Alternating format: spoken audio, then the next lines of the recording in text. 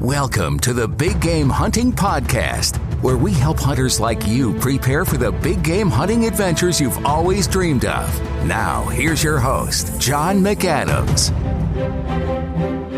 Hello, John McAdams here, and you are listening to episode 286 of the Big Game Hunting Podcast. We're going to talk about everything 30 caliber today. Now, the United States is a country where 30 caliber cartridges reign supreme. Don't get me wrong, other bore diameters are plenty popular as well, but none can hold a candle to the .308 caliber in terms of popularity or variety, though. In fact, if there were a quote-unquote official rifle cartridge of the USA, I'm sure it would be a 30 caliber cartridge of some sort. We could debate whether or not it would be the 30-30, the .308, the 30-06, the 300 Win Mag, but it would almost certainly be one of those. Now, in this episode, I hit the highlights of some popular and not so popular 30 caliber cartridges and discuss their history, legacy, their strengths and weaknesses, and their recommended uses in detail. Buckle up, folks, because this is going to be a good one. I had a lot of fun making this episode, and I'm sure you're going to enjoy listening to it as well, and I hope you learned some things too. Before we get started, please make sure you are on my email list. To do that, click the link in the show notes or go to huntingguns101.com. Sign up there for my free ebook on the best hunting cartridges. When you sign up, you'll get my ebook, plus you'll also start to receive the emails I send out every weekday. These are entertaining and informative emails about hunting, shooting, ballistics, etc. I get feedback all the time from people telling me how much they enjoy receiving those emails and how much they look forward to hearing from me every day. And if you like the podcast, I'm sure you're going to love getting those emails too. So make sure you are receiving them as well. Go to huntingguns101.com or click the link in the show notes and sign up there. Okay, let's get started talking about the various 30 caliber cartridges that have come and gone over the years. Now, I do not guarantee that every single 30 caliber cartridge that has ever existed makes this list. In fact, I know there are some that don't. However, I have done my best to include the most popular and the most impactful rounds on this list. So we're going to start from small and go to big. First one up is the little 30 carbine. Developed in the early 1940s, this cartridge saw quite a bit of use in the hands of American servicemen in World War II, Korea, and a little bit in Vietnam. Now, it was primarily developed for use in the M1 carbine rifle. Now, that rifle was developed as a compromise to give soldiers a weapon that was lighter and easier to carry than a full-size rifle, but it was more powerful and had a longer effective range than a pistol or a submachine gun. It was about 8 inches shorter and 4 pounds lighter than the M1 Garand, but it was also much more powerful and had a much longer effective range than, say, the M3 Grease gun, the Thompson submachine gun, the 1911 pistol, those sort of things.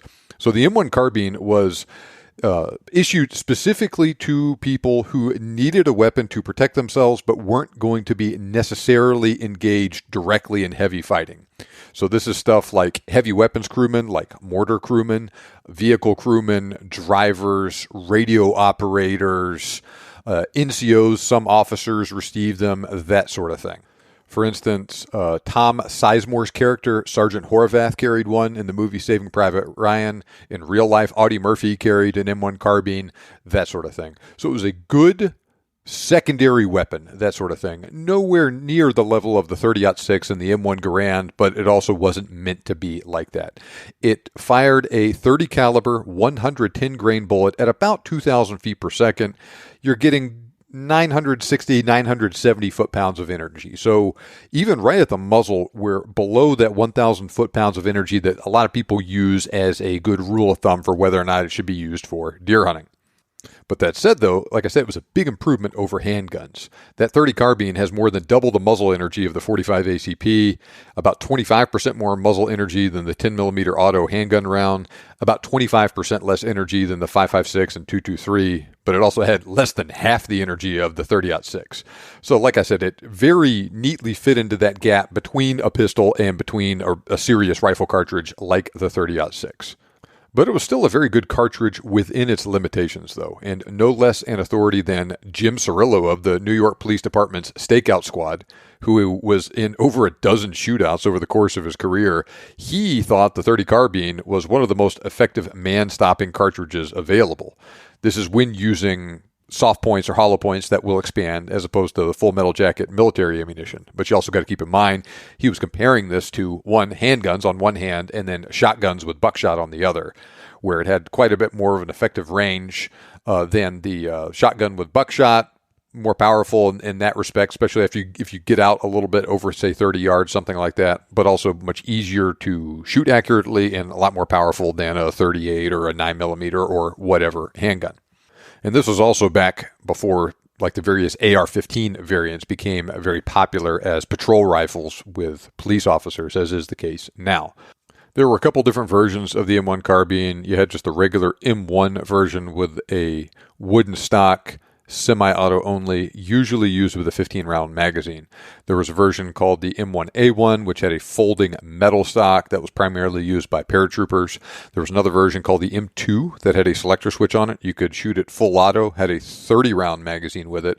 My grandfather actually carried an M2 carbine in Korea, and that's what he was carrying during the Battle of the Pusan Perimeter when he got shot in the face, as I've mentioned in some previous emails and whatnot. There was also a version called the M3 carbine. That version had a primitive infrared scope and an active infrared light. This was developed and fielded at the end of World War II, so you can imagine just absolutely cutting-edge technology. I saw a picture of it in a book that I think I don't have anymore, and it's too bad. I looked when I was making this episode and I couldn't find it, but it showed a guy actually carrying the M3 carbine, and it had this gigantic spotlight mounted on it, and the battery for it was so big it had to be worn as a backpack by the user. So I'm sure it was really heavy and all that stuff. It had a pretty limited effective range for the light and for the light gathering capabilities of it. It was less than 100 yards. But still, you can imagine, say, during World War II, when there was literally no night fighting capability, or rather no night vision capability like that, the Japanese troops in particular in the Pacific really liked to do night assaults and night infiltrations. Well, the Battle of Okinawa was the last major ground battle of World War II. It took place in 1945.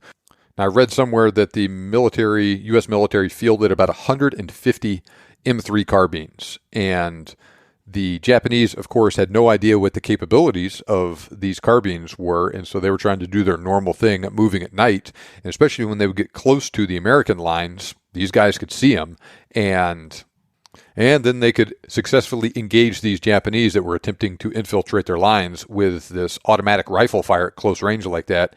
And once again, Japanese had no idea what was going on until they started shooting at them, and those M3 carbines also had primitive flash hiders on them too.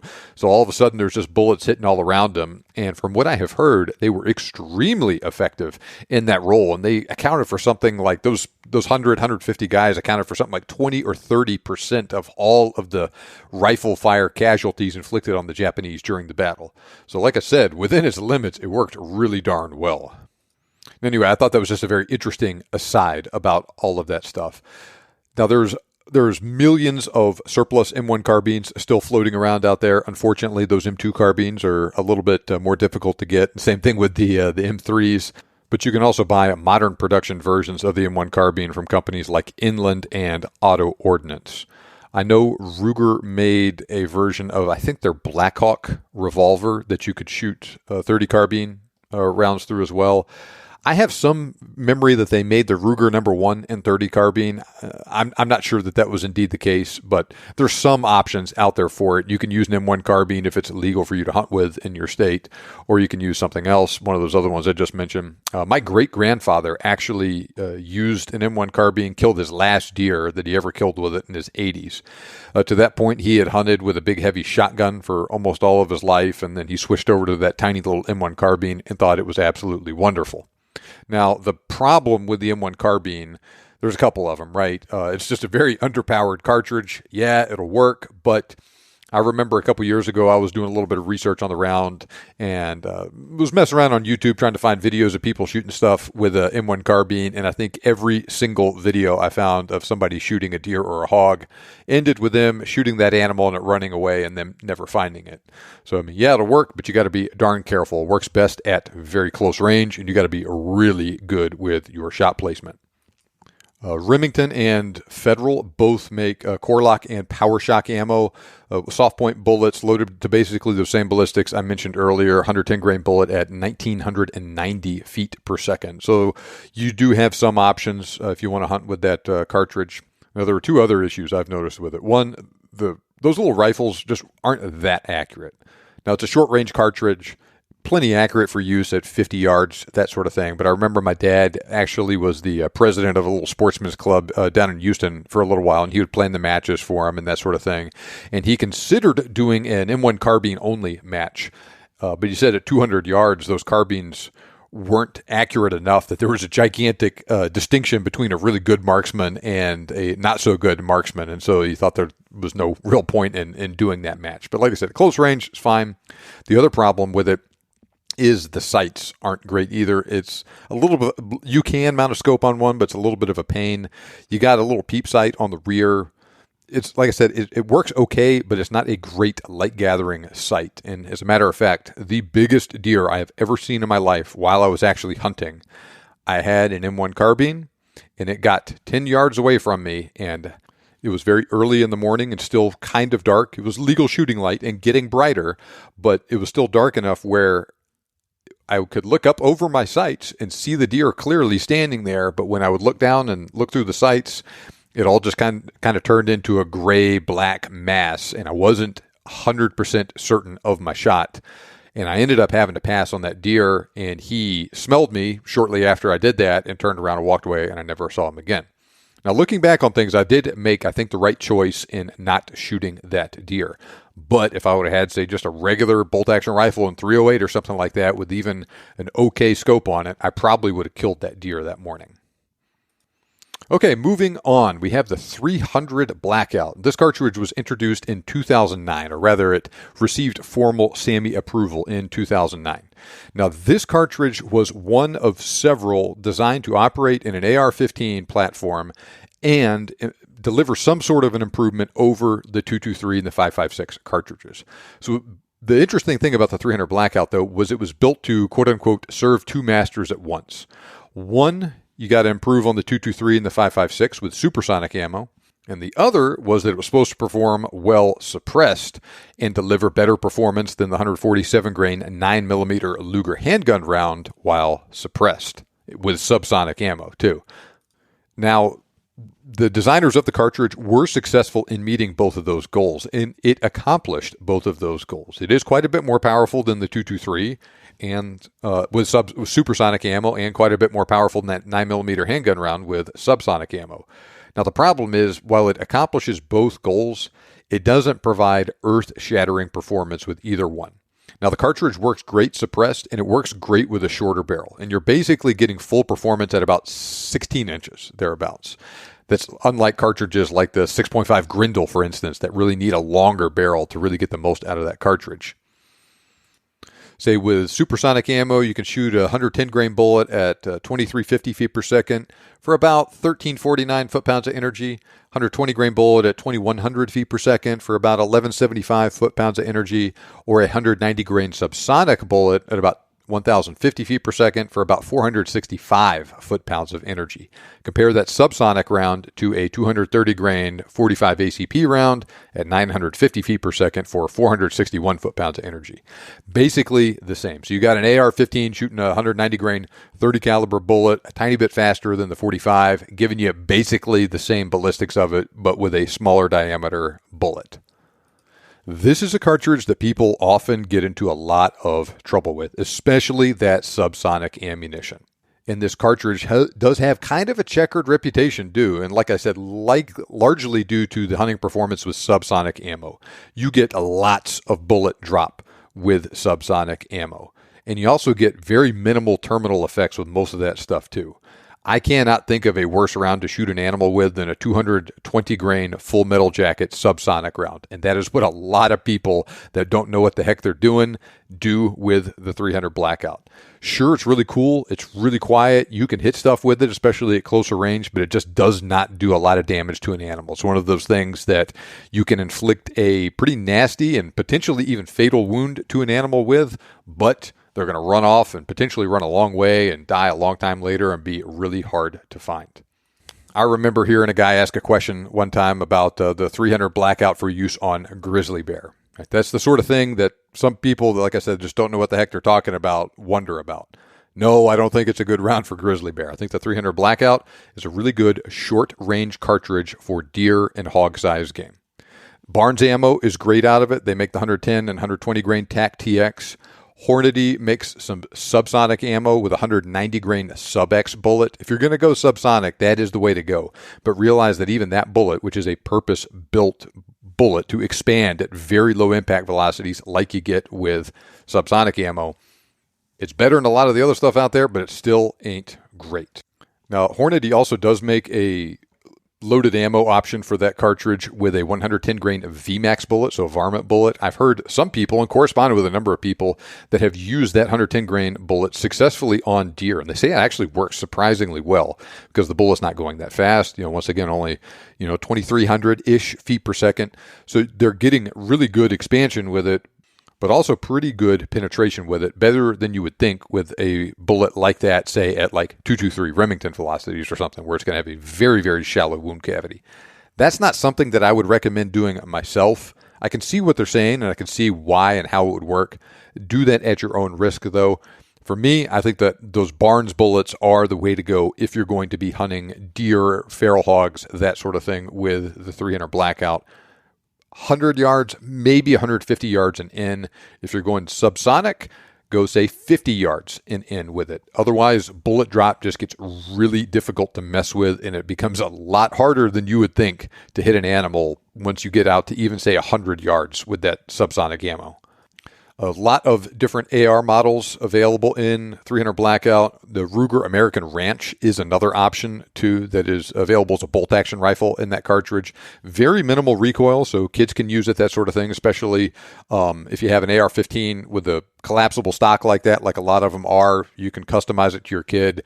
The Ruger American Ranch is also a small, light rifle. So, yeah, it can be done.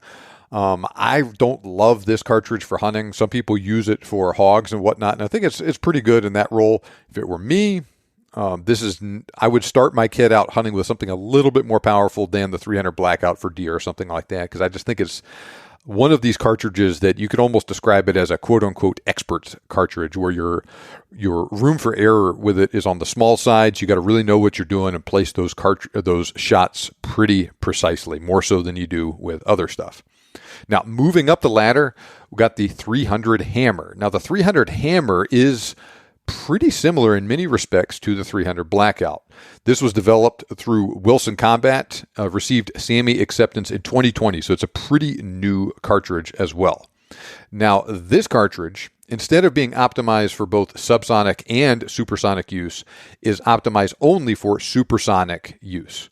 So in contrast to the trend that we've seen with a lot of other new cartridges that we'll talk about later in this episode, the 300 Hammer has less head height and a slower rifling twist rate. Now, in a case like this, if you have a cartridge with the same overall maximum length of 2.26 inches, but you have a longer case and shorter amount of head height, that means that longer case actually translates into a little bit bigger case capacity. That overall setup allows the cartridge to achieve a higher velocity with lighter bullets and potentially get better accuracy than the 300 Blackout with those lighter bullets. Once again, instead of serving two masters like the 300 Blackout is, it's dedicated just to the stuff at the lighter end of the spectrum. So the 300 Hammer, you're going to get a 1 in 13 or a 1 in 15 inch rifling twist rate with that one, instead of a 1 in 7, 1 in 8, maybe a 1 in 10 for a 300 Blackout. I think this cartridge, the 300 Hammer, is the way to go if you want to get the best all-around performance out of an AR-15.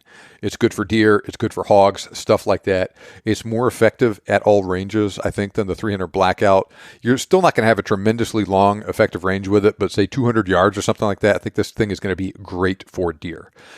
This cartridge, you're going to be shooting a 125 grain bullet at 2,450 feet per second. So compare that to a 120 grain bullet at 2,100 feet per second for the 300 Blackout.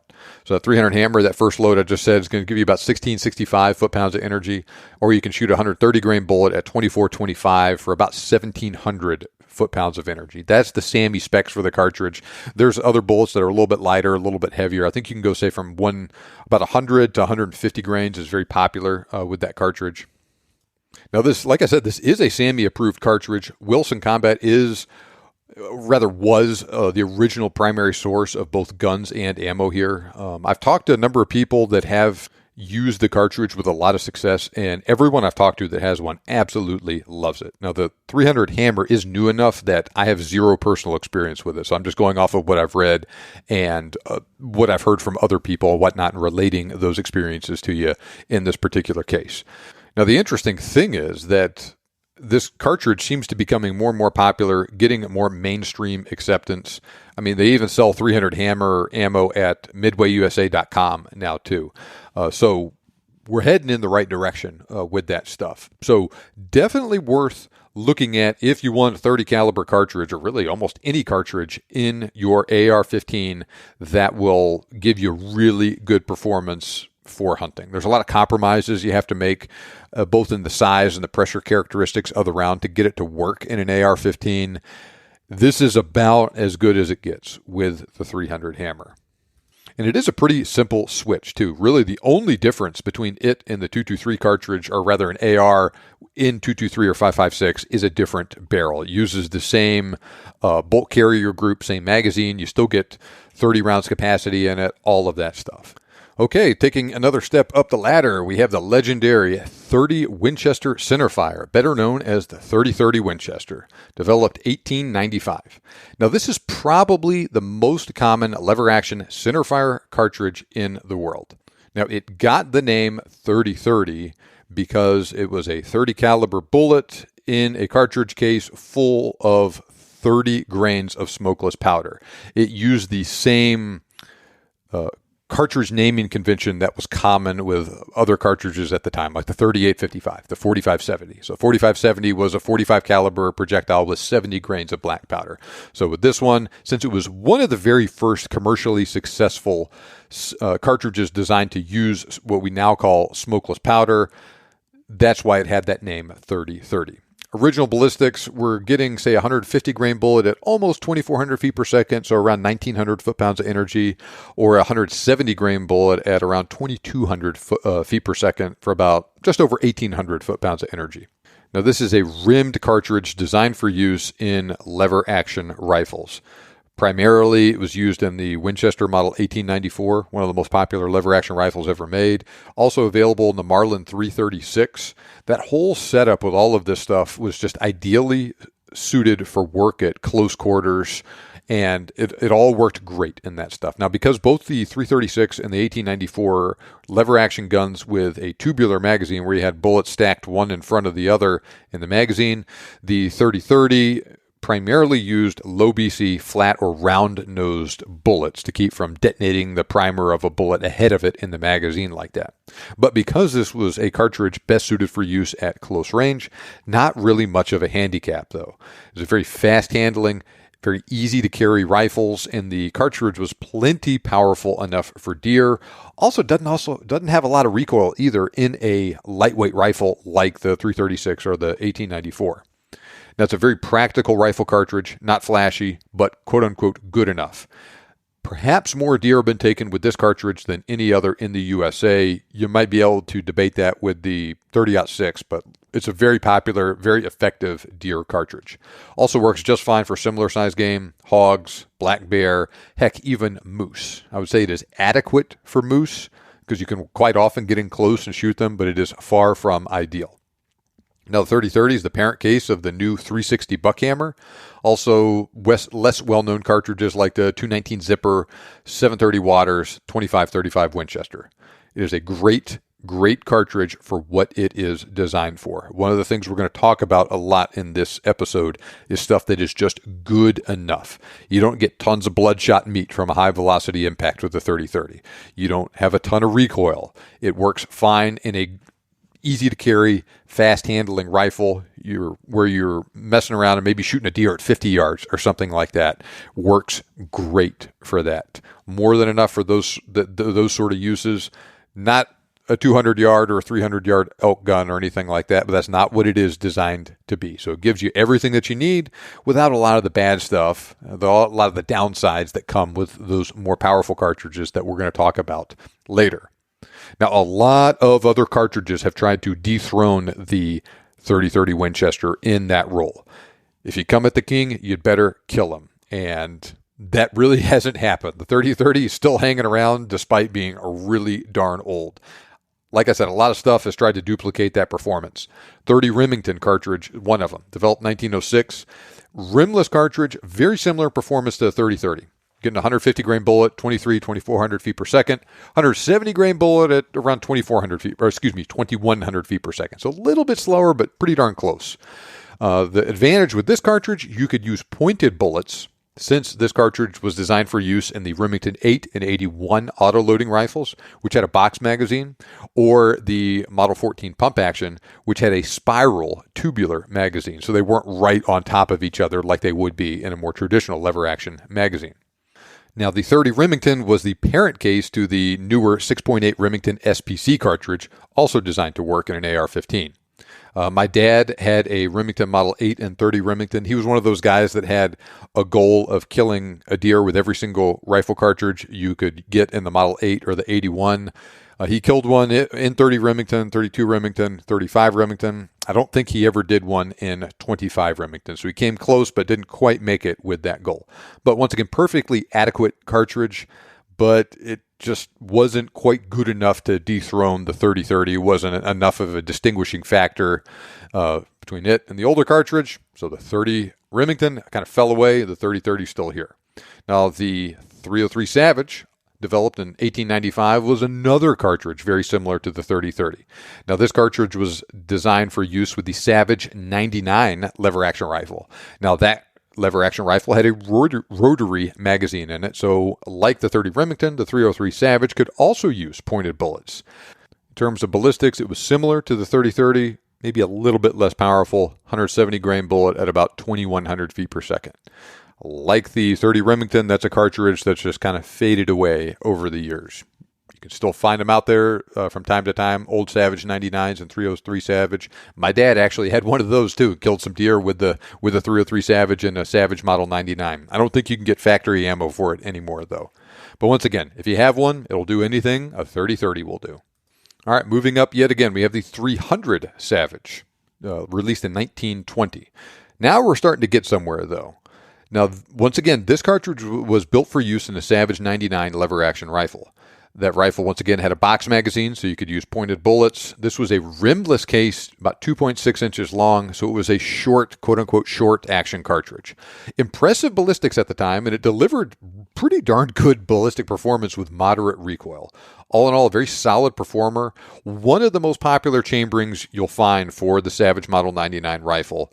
This cartridge is still around. You can still get factory ammo for it to this day. As a matter of fact, some guys on my email list contacted me about helping them find 300 Savage ammo, and I was able to get them set up with some new production Hornady Superformance ammo for the cartridge, and they were super happy with that. That's a great load for a great little cartridge like that.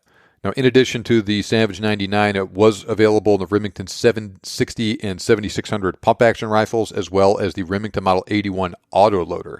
Now, the other notable thing about the 300 Savage, in addition to being just a cool cartridge in its own right, is that it was the parent to the legendary 308 Winchester. Factory ballistics for the 300 Savage, you got a 150 grain bullet at about 2,630 feet per second for around 2,300 foot-pounds of energy. So good step up over everything we've talked about to this point.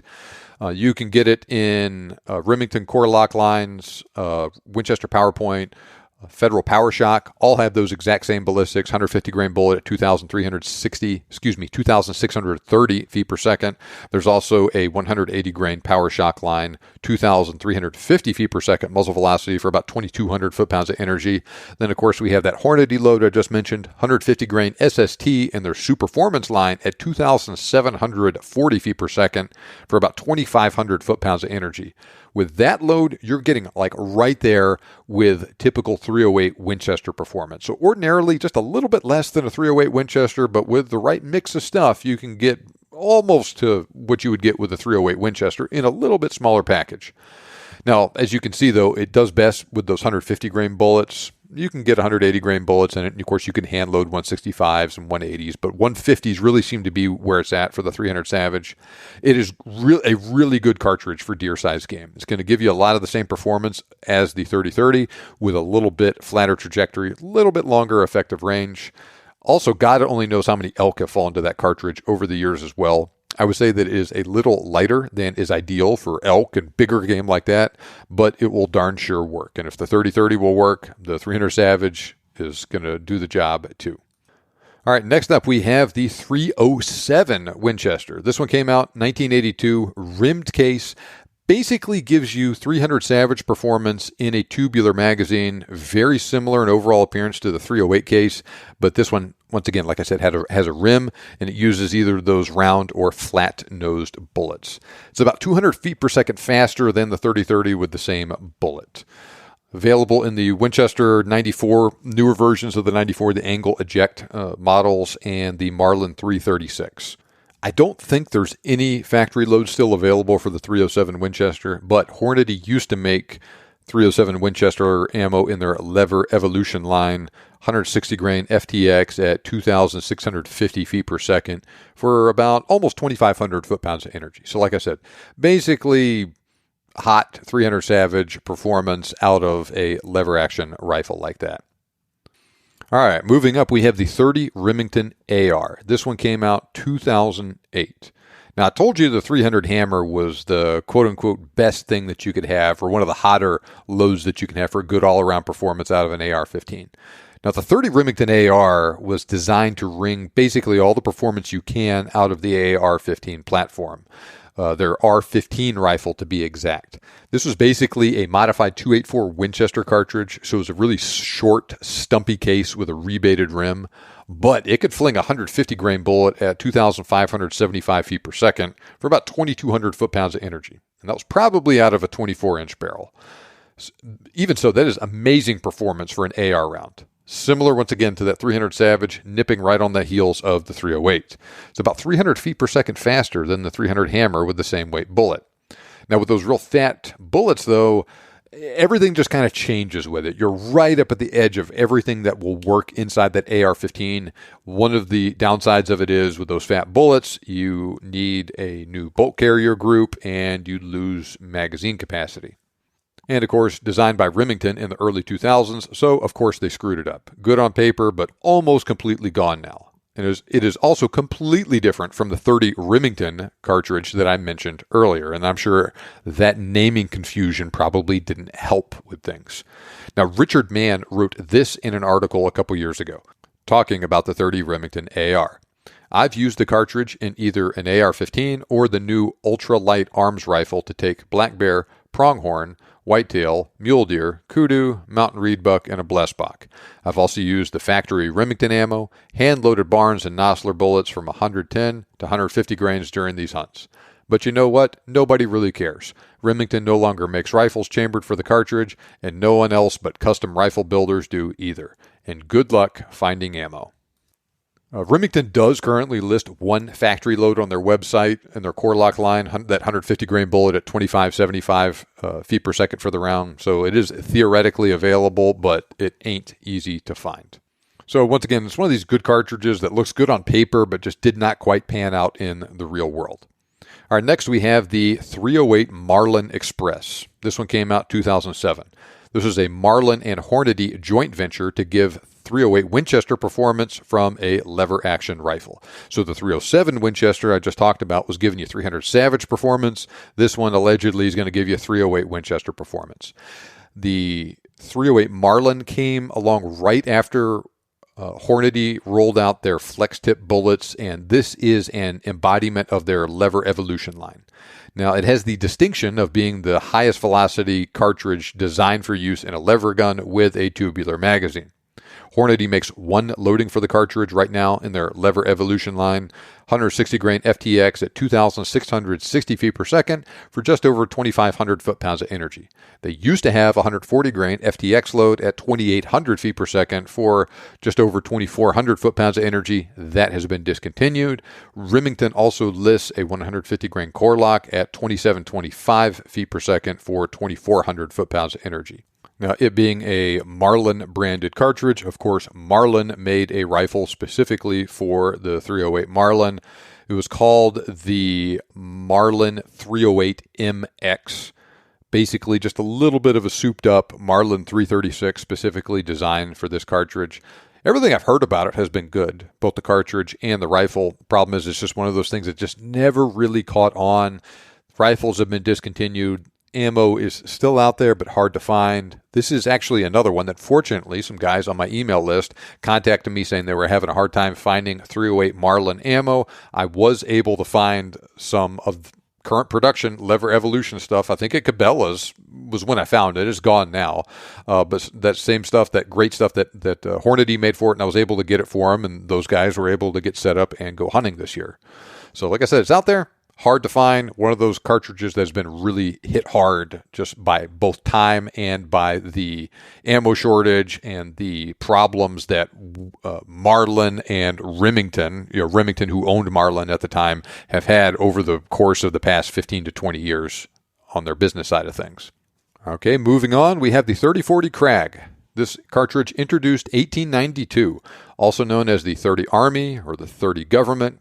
This was a rimmed, bottlenecked cartridge. Developed a little bit before the 3030 was in the 1890s. Once again, this cartridge was a smokeless rifle cartridge developed right in that transition period where we were going from black powder to smokeless powder cartridges. So once again, it used that same naming convention as the 3030. In this case, we have a 30 caliber bullet pushed by 40 grains of smokeless powder. Now, as you can imagine by the name, the 3040 Krag is a little bit more powerful than the 3032. This cartridge was primarily available in two different rifles. The Winchester Model 1895 lever-action rifle, which also had a box magazine so it could use pointed bullets, and the Springfield Model 1892 rifle, also known as the Krag-Jorgensen rifle. That rifle in particular was known for having one of the smoothest operating bolt actions out of any rifle that has ever been built. Now, the 3040 was a very powerful cartridge at the time. Remember, this is a time frame where people were primarily using black powder cartridges. A little bit after that, you had the 3030 come out. And so when you have this just big, hard-hitting 30 caliber cartridge using a lot more smokeless powder like that, it turns heads, gets attention. American military used it in the Spanish-American War and then the follow-on Philippine insurrection. Now, like I said, amazing ballistic performance at the time. Big leap forward compared to other cartridges available. Now, like I said, used during the Spanish-American War, the American military was transitioning from the 1873 trapdoor Springfield rifle, which was a single-shot rifle shooting the black powder load for the 4570, going from that to the bolt-action 3040 Krag. Well, as the Army dramatically expanded right at the beginning of the Spanish-American War, we were getting ready to invade Cuba, a lot of the so-called quote-unquote volunteer troops were getting those older trapdoor Springfields. Well, Theodore Roosevelt started out the war as the second-in-command of what we now know as the Rough Riders. They were a volunteer unit. He was trying to get his troops equipped with the new 3040 Krag rifles, and they initially gave him a hard time, but he managed to pull some strings politically and get his guys issued Krag-Jorgensen rifles. That is what they used during their time in Cuba and at the famous battle of San Juan Hill.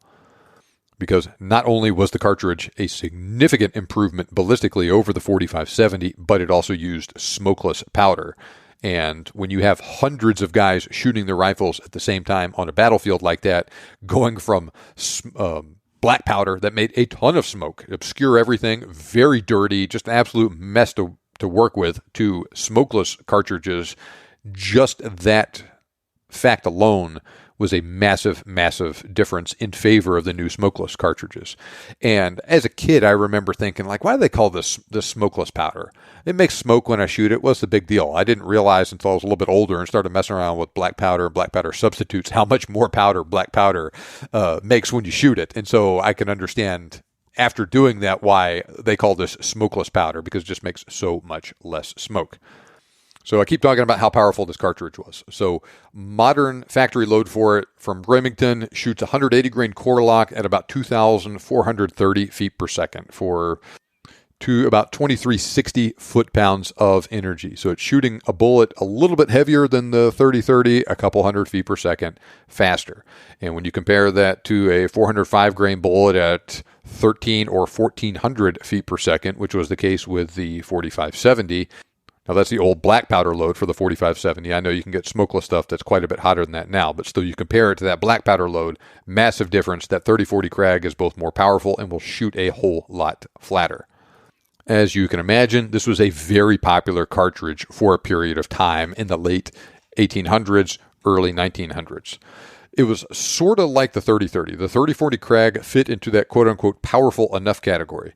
But it was not only plenty for deer, but it was also better suited for a game up to and including elk, black bear, moose. In fact, traditional cup and core bullets tend to perform very well on a wide range of game at the more sedate velocities of the 30-40 Krag compared to faster stuff that we have now, like the 30-06 and the 300 Win Mag. Now, this is because those traditional cup and core bullets will rapidly, sometimes explosively, expand or fragment at very high impact velocities. Now, this can result in minimal penetration and very horrific, though often quite shallow, wounds. So it may seem counterintuitive at first, but at close range, the slower velocity 30-40 Krag will often penetrate better and produce less bloodshot meat with those older style bullets. Indeed, a man named John Plute used a 30-40 Krag rifle, probably a Winchester Model 1895, though it could have been a Krag Jorgensen, to kill the Boone and Crockett record Rocky Mountain elk in Colorado back in 1899. Now, that bull was the world record until 1999, and it's still number 2 for typical elk in the record books. Scores 442 and 3/8 inches. Interestingly enough, another guy, a short period of time later, killed a mule deer in Colorado that turned out to be the state record mule deer. So there was a period of a couple of years there where both the Colorado record elk and mule deer were killed with a 30-40 Krag. So wonderful hunting cartridge. Now here's another interesting anecdote about the 30-40 Krag. My great-grandfather either was a Texas Ranger or worked with the Texas Rangers a lot. He died back in the 1950s. My dad was just a kid when he died, so we didn't really know him. So everything that we know about him was really just second or third hand through my grandfather and the conversations he had with him. Well, my great-grandfather was one of these guys that was a very laconic character that just did not talk too much, and you had to pull a lot of information out of him. But he and my grandfather remembered having a conversation with him at one point where my great-grandfather was talking about just some of the guns that he used and whatnot when he was with the Texas Rangers. And he made a comment that at one point in his career with them, they got some quote-unquote Army rifles that tended to penetrate a lot better than the stuff they had used up until that point. And from what I could tell, once again, I'm getting this info second and third hand, he had previously used, say, like a Winchester Model 1873 rifle in 4440, which is a pistol cartridge.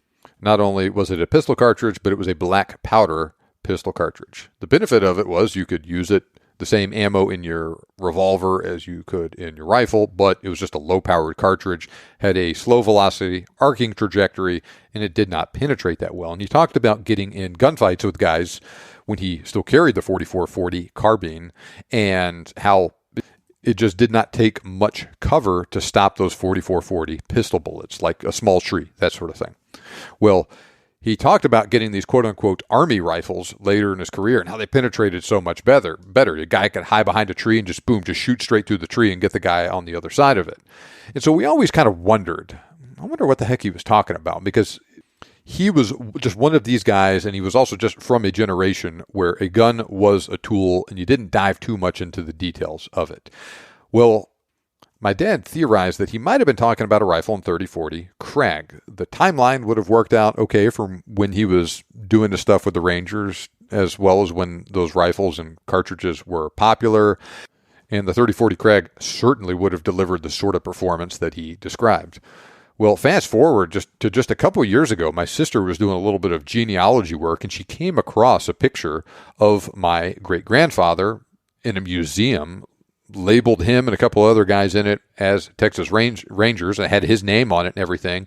And in this picture, they're sitting there on their horses, and my great-grandfather and the other guys with him, they're all carrying Winchester Model 1895 rifles. Now, if you don't know what an 1895 looks like, do an internet search for it. You can see it's a very distinctive-looking rifle, so it's obvious immediately what the heck it is. 30-40 Krag was an extremely popular cartridge in those rifles, and further research confirmed that both the Arizona and Texas Rangers used 1895s in 30-40 Krag. So I thought that was a pretty interesting anecdote to share with you. Now, like I said, the Craig Jorgensen rifle and the 1895 Winchester were the two primary rifles available in that cartridge.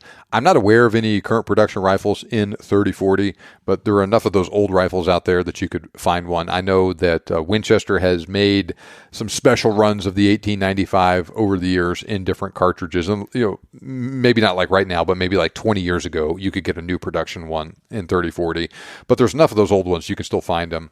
Remington makes that core lock load that I just described currently, and same is also true. Hornady makes it in their custom line of ammo with a 180 grain interlock, same velocity, so 2,460 feet per second. This, unfortunately, is some ammo that is still just unbelievably difficult to find to this day.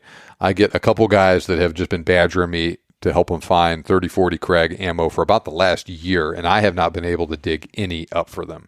So I'm sure some is going to come available, but it's been a tough slog with the 30-40 Krag for the last couple of years. All right, moving on. We got the 308 Winchester, developed 1952. This is a rimless, bottlenecked cartridge derived from the 300 Savage and designed to duplicate the performance of the original 30-06 Springfield loads from the early 20th century. Now, those original 30-06 loads fired a 150 grain bullet at about 2,700 feet per second. Advances in powder technology have allowed that cartridge to achieve higher velocities with the same weight bullet. In the same way, you can also achieve the same original ballistics of that bullet in a much shorter package with a cartridge like the 308 now. The 308, sister cartridge to the 7.62 by 51 millimeter NATO round used by the military in mini rolls for a long time, and the 308 is actually now one of the most popular centerfire rifle cartridges on the planet. Darn near every rifle in current production is available in 308. Same with factory ammo. So like I said, original ballistics, 150 grain bullet at about 2,700 feet per second. Modern ammo lists a 150 grain bullet at about 2,800 feet per second, so a little bit faster, so about just over 2,600 foot-pounds of energy. 165 to 168 grain seems to be the sweet spot for the 308. About 2,700 feet per second listed, possibly faster sometimes, for just under 2,700 foot-pounds of energy. You can also shoot a 180 grain bullet at about 2,600 feet per second for 2,700-ish foot-pounds of energy. Hornady lists a load in their Super Performance line pushing a 150 grain bullet at 3,000 feet per second. That's nearly 3,000 foot-pounds of energy. That's an amazingly fast 308 Winchester load. Now, the 308 just clearly stands apart from basically everything else we've talked about to this point. Very efficient round, excellent accuracy potential, moderate recoil, and once again, it falls into that good enough without being too much category. This is the short-action cartridge. So many other really popular short-action cartridges are descended from it. 243, 260 Remington, 7mm 08, 338 Federal, and the 358 Winchester all descended from the 308. Milo Hansen actually used a Winchester Model 88 rifle chambered in 308 Winchester to kill what is currently the world record whitetail typical buck in 1993. That cartridge is actually the 6th most popular centerfire rifle cartridge in the Boone and Crockett record book overall in terms of just raw entries in the book, all species combined. Hornady describes the 308 as accurate, versatile, efficient, and popular in their 10th edition reloading manual. I think that's an excellent description of the 308. The 308 can be used for basically anything this side of Cape Buffalo. Some might argue it's too light for the really big bears or bison, but it will work with good shot placement. Be careful with your ranges. More than enough for most big game inside 300 yards. It really starts to drop off a little bit past that, especially on bigger game. But it'll still work. Like I said, your margin of error is just a little bit less with it. You could describe the 308 as the quote-unquote jack of all trades, master of none. Not a very specialized cartridge, but it just works really well for a lot of stuff. And for most people, the 308 is going to do everything that they would ever need it to do in a hunting rifle and more. Also has the added benefit of being extremely popular and easy to find ammo for. The 308 is the only cartridge I did not have any trouble finding during the great ammo shortage of 2020 to 2023. Plus, it's also one of these cartridges, too, that not only is it easy to find, ammo is usually on the lower end of the spectrum relative to other centerfire rifle cartridges in terms of cost. Plus, you got normally just a great variety. Like I said, just about every rifle manufacturer and just about every ammo manufacturer gives you a bunch of different offerings for 308 rifles and ammo. I shot my first 2 deer with a downloaded Winchester 308, Winchester Model 70 and 308 Winchester. It was a wonderful choice for that. And really for the sort of hunting that I do out here in East Texas, that's a perfect rifle cartridge for it. Okay, moving up yet again, we have the legendary 30-06, released in 1906, also known as the 30-06, depending on where you live in the world. This might be the king of 30 caliber rifle cartridges. Not quite as efficient as the 308, but it's also just a little bit more powerful. Now, like I said, the 308 could match the old 30-06 loads, but the 30-06 also improved with modern propellants as well. Designed and adopted in the early 20th century after the Spanish-American War. I mentioned Theodore Roosevelt earlier. Well, he was president during a lot of that time frame where the Springfield was going through a lot of its initial design and testing and whatnot. He saw the shortcomings of a lot of the equipment the U.S. military had in Cuba compared to, say, the Mauser rifles the Spanish troops were using. So he was very keenly aware of what was going on with that, as well as the need for the U.S. Army to get a better rifle cartridge and better rifle for the next war we would have to fight. And so he was actually much more involved in this process than you would expect a president to be. And the end result actually turned out great with the 30-06 Springfield and the 1903 Springfield rifle. Used in World War I in the 1903 Springfield, the 1917 Enfield rifles, also in World War II in the M1 Garand and the Springfield rifle. Same thing actually in Korea too. Also was a medium machine gun round for all that period of time as well. Very, very, very popular among hunters and shooters. Got a lot of use in service rifle and NRA high-powered rifle competitions. Might be the most popular centerfire rifle cartridge in the world now. Now, the 308 is the gold standard for a short-action rifle cartridge. The 30-06, on the other hand, is the standard by which a long or standard-action cartridges are measured. It literally is. 3.34 inches is the length of the 30-06 at its maximum. That's also the same maximum that has been established by rifle and ammunition manufacturers for all those other long-action cartridges. The 270, the 300 Web Mag, etc. You can get 110 to 220 grain bullets in factory ammo for the 30-06. So I said originally shot 150 grain bullet at 2,700 feet per second. Modern loads are pushing 150 grain bullet at about 2,910, maybe 3,000 feet per second. So around 2,900 foot-pounds of energy. 165, 168 grain bullet at around 2,800 feet per second. It's around, once again, 2,900 foot-pounds of energy. 180 grain bullet at 2,750 feet per second. So right around 3,000 foot-pounds of energy. And you could get a factory load, say a Remington Core-Lock with a 220 grain bullet at just over 2,400 feet per second for around 2,800 foot-pounds of energy. So this is, once again, just a very versatile cartridge. Like I said, not quite as efficient as the 308, but more powerful and a little bit more versatile. It does everything the 308 will do, but it will hit a little harder at shorter range and will deliver the same performance the 308 will, but do it at a slightly longer range. And it's better suited for heavier bullets. The 308 can use 180 grain bullets, but that's really stretching it a bit, and 165s and 168s really seem to be the sweet spot for the 308. On the other hand, the 30-06 will use 180 grain bullets with ease and will also work just fine with 200 and 220 grain bullets. The 30-06 is, I think, better suited for bigger game. Not that the 308 is bad, I think the 30-06 is better. Recoil is heavier, but still not bad, and it's still right in that sweet spot where it's powerful enough for most game, under most conditions, and most people can deal with it without issues. Similar to the 308, the 30-06 is extremely popular. Lots of great ammo loads, lots of great rifles. Once again, basically it will do anything you can think of. Hunt deer, hunt elk, hunt moose, take it to Africa for plains game. If you want to buy one gun to hunt the most stuff possible, as long as thick-skinned dangerous game isn't on the menu, 30-06, great choice.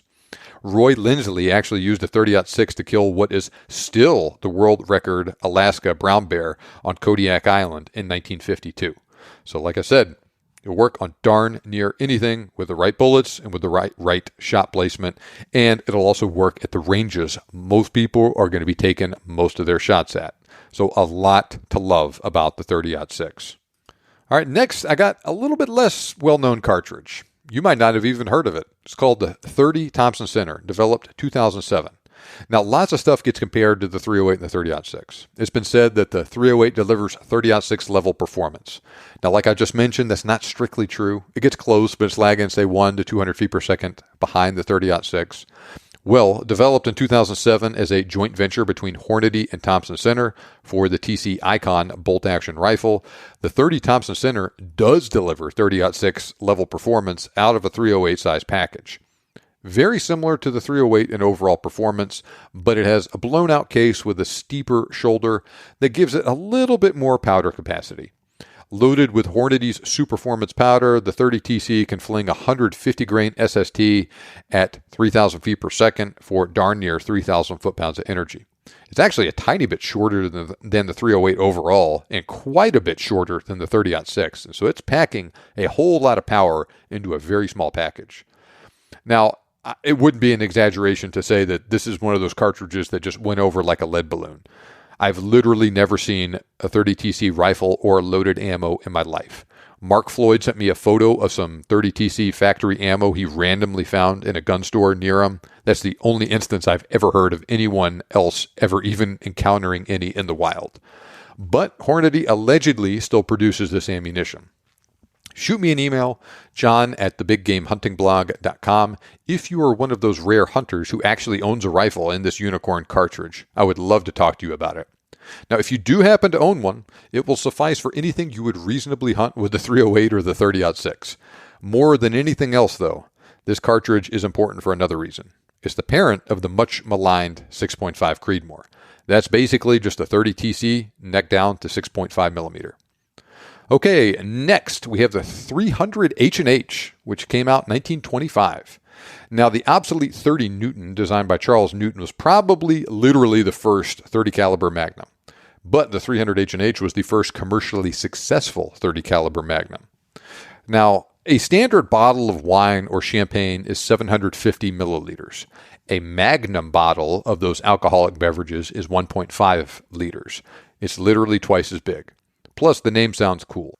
So that is the origin of the quote-unquote Magnum name that was ascribed to the 300 H&H Magnum and the 375 H&H Magnum that both came out in the early 20th century like that, which made sense because those cartridges used larger diameter and longer cases that had much more powder capacity than a lot of the other stuff available at the time. Now, to this point, I've talked a little bit about different size cartridges, and they fall really into a couple of different categories. So on the smallest end of the spectrum, we have stuff that fits in an AR-15, has a maximum length of 2.26 inches. Moving up from there, there's a little bit of a middle ground with some lever action cartridges like the 300 Savage and the 3030. They have about a 2.5 or 2.6 inch maximum length. Then we have what is known as quote unquote a short action cartridge. Like the 308 has a 2.8 inch maximum overall length. The 300 WSM, which we'll get to here in a little bit, has a 2.86 inch maximum overall length. The 2.86 inches was traditionally the upper limit for what was considered a quote-unquote short-action cartridge. Then moving up from there, we had the standard or long-action, which was 30-06 length. Like I mentioned, 3.34 inches. Well, the 300 H&H used a full-length Magnum action cartridge overall length of 3.6 inches, so quite a bit bigger than even the 30-06. Now, additionally, in addition to being so darn long like that, like I said, it had a larger diameter case. Now, the 300 H&H, basically just a neck-down 375 H&H. Now, like the 375 H&H, the 300 H&H used a highly tapered body for reliability due to use with cordite. Now, cordite was a smokeless propellant the British used a lot in the early 20th century and the late 19th century. Instead of coming in individual granules like most people think of powder, cordite came in straws. So it was actually just a bunch of sticks in the cartridge case like that, bundled together and shoved down in there. Do an internet search for cordite if you don't know what it looks like. It's very interesting. So the case of the cartridge was designed to accommodate that shape propellant. Plus, cordite is also very temperature sensitive. We'll talk more about that in a second. This is a belted Magnum cartridge. Now, because the cartridge had such a significant taper to the body, taper meaning at the neck of the cartridge where the bullet was a much smaller diameter than was the case at the base of the cartridge. It used the belt for head spacing. It did not have a very positive, a big shoulder that they could headspace off of, like, say, the 30-06 does. It didn't have a rim either, like, say, the 30-30 or the 30-40 Krag to headspace off of. So since it didn't have any of those things, the designers of the cartridge put a belt, which is basically just a thick piece of the cartridge case near the bottom of it, just above the rim of it, and that is what the cartridge used for head spacing. So if you do an internet search for the 300 H&H, you'll see that it has a very unusual appearance compared to more modern cartridges because the body is so significantly tapered. It is a very elegant looking cartridge, very reliable, classic design and function though. Now, cartridges like this were designed and optimized for reliability instead of performance. This is because, like I said earlier, cordite was a very temperature-sensitive propellant, which means as the temperature increases or decreases, the propellant, it will produce different amounts of pressure. If it's really hot in particular, like say was the case in India or Africa, where these cartridges got a lot of use with the British colonies that they had there, well, hot weather like that will result in increased chamber pressure. All powders are temperature sensitive to a certain degree, but more modern propellants that we use today are much more temperature stable than was the case back then.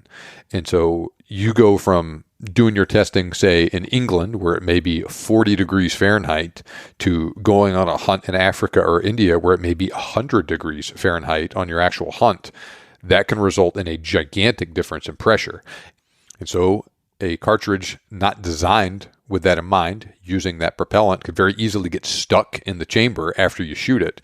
If you're hunting dangerous game, like happens sometimes on those hunts, that could easily result in a situation where the hunter could get killed by the animal. So they designed them to have a very, like I said, tapered body like that they intentionally gave up a performance and case capacity, but did so in a way that it would increase the reliability of the overall design and function there.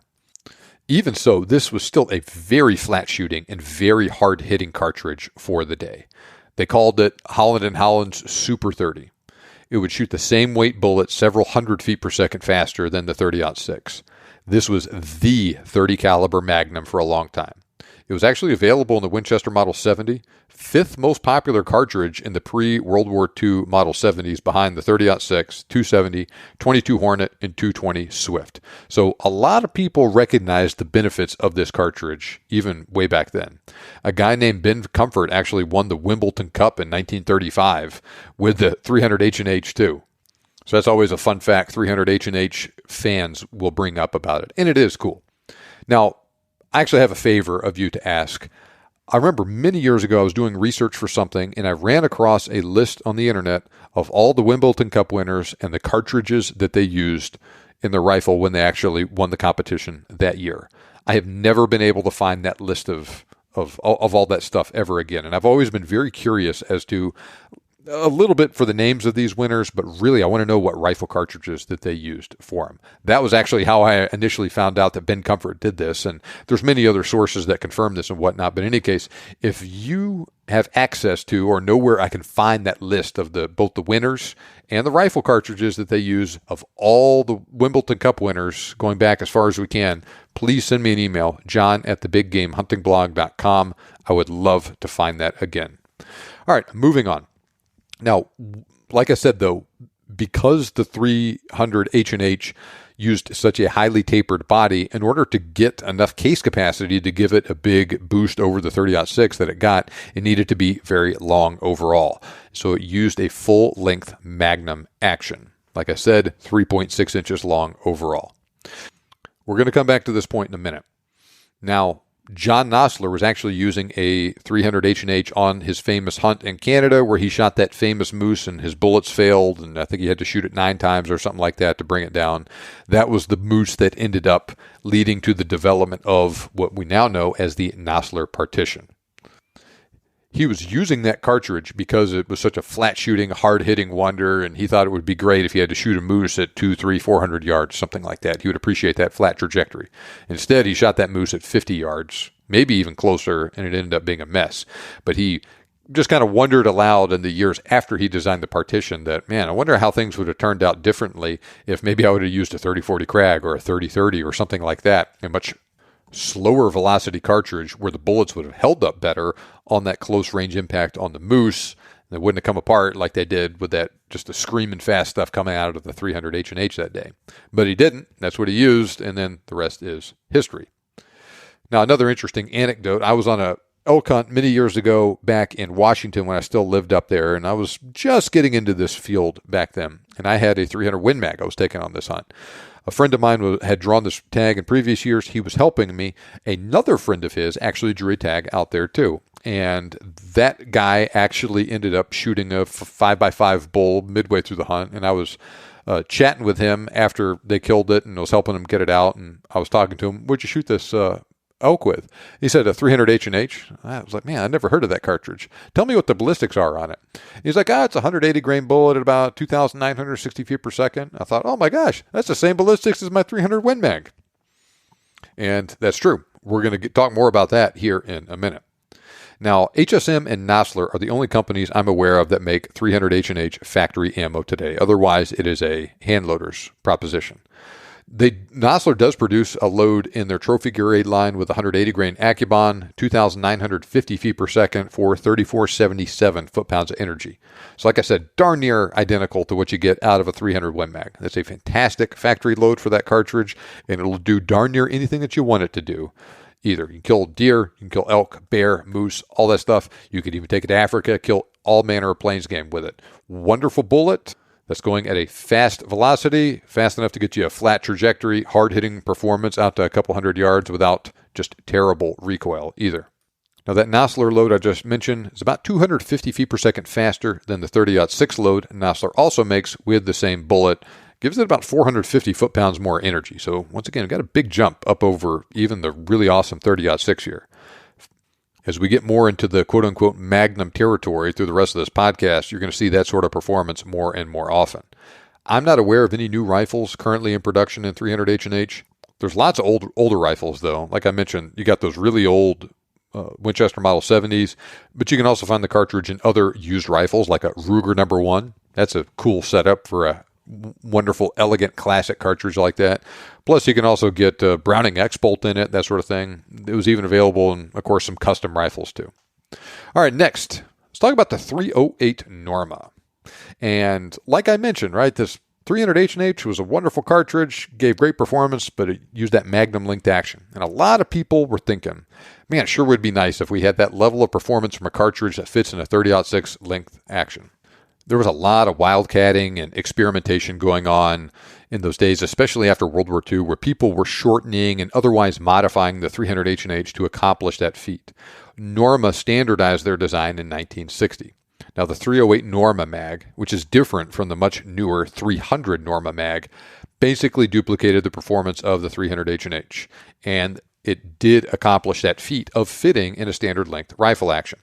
Now, unfortunately for Norma, Winchester rolled out the 300 Win Mag in 1963 and basically killed it off. The cartridge still exists. Norma does make ammo for it still, but it is unfortunately extremely difficult to find. But like I said, the ballistics of this cartridge are almost identical to the old 300 H&H and the newer 300 Win Mag. Speaking of which, 300 Win Mag, like I said, came out 1963. Now, America had a gigantic economic boom after World War II. Gun companies like Winchester switched back to primarily focusing on civilian firearm development after they stopped making guns for the Army after the war. They continued making rifles and certain cartridges, like the 30-06.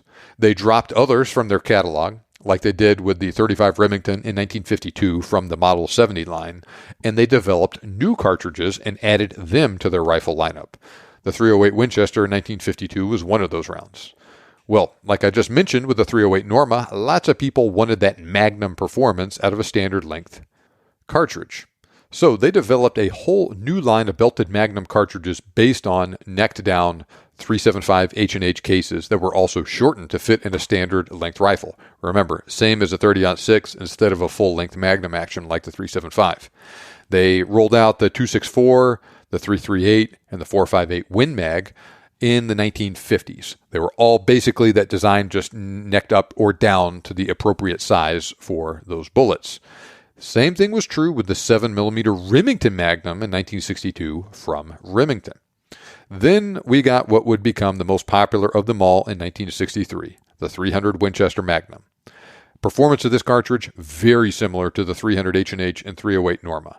However, the thing that really set it apart from both was that it was available in a reasonably priced, yet still high quality and very popular rifle that was already very well established commercially, the Winchester Model 70.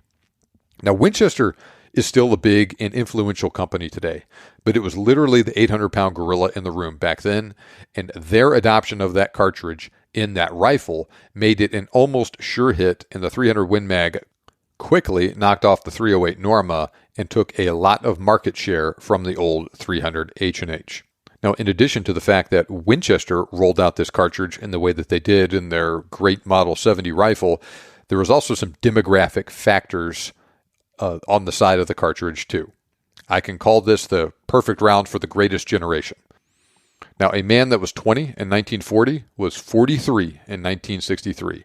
That's right at the age where family and career for a lot of people often allow them to take more quote-unquote exotic hunts out west and go to Africa.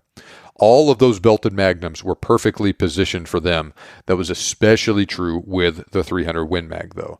So you get some guy that maybe lived on the east coast of the United States, got into his 40s or in his 50s, and was like, man, I want to go out west and I want to hunt elk. I need a new rifle to do that. Man, this 300 Win Mag looks awesome for that. That's what I'm going to buy. Same thing was also true for going to Africa, because this was, like I said, this was a time of just incredible economic boom for the United States. So a lot of those guys started going on hunts in Africa then. That also coincided with the development of airliners for international travel to make that a much faster and cheaper proposition than it was, say, when Teddy Roosevelt went over on a boat in the early 1900s. And all of these factors kind of worked together to make a new wave of, especially of American hunters going to Africa in that time frame. Now, later on down the line, a guy you may have heard of named Chris Kyle also really loved the 300 Win Mag. Now, similar to the deal with Karamojo Bell and the 7mm Mauser, Chris Kyle didn't use the 300 Win Mag for all of his kills, but he used it a lot, and it was his favorite cartridge. Now, Chris said in his book, American Sniper, about the 300 Win Mag, quote, "It shoots like a laser. Anything from 1,000 yards and out, you're just plain nailing it. And on closer targets, you don't have to worry too much about correction for your come-ups." End of quote. Now, he is exaggerating, but he's not wrong either. Similar to the 30-06 versus the 308, the 300 Win Mag will push the same weight bullet 200 to 300 feet per second faster than the 30-06. Significantly flatter trajectory, more kinetic energy, less wind drift. Recoil certainly getting up there, still not terrible.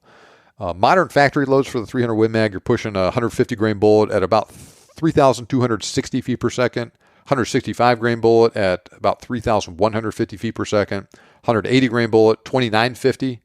Plus, it can also use heavier 190, 200, even 220 grain bullets. For instance, you can shoot 190 grain Akubon long range at 2780 for about 3,100 foot-pounds of energy. You can also shoot a 200 grain ELDX at 2850 for 3,607 foot-pounds of energy, or a 200 grain partition at 2,750 feet per second for about 3,350 foot-pounds of energy. So lots of options there that even with that heavier weight stuff there, you're getting really hard-hitting performance and still a pretty darn flat trajectory. I mean, it's shooting a 200 grain bullet about as fast as the 30-06 is shooting a 180 grain bullet. And it can shoot a same weight bullet, like I said, 200 to 300 feet per second faster. That's a big jump up in performance.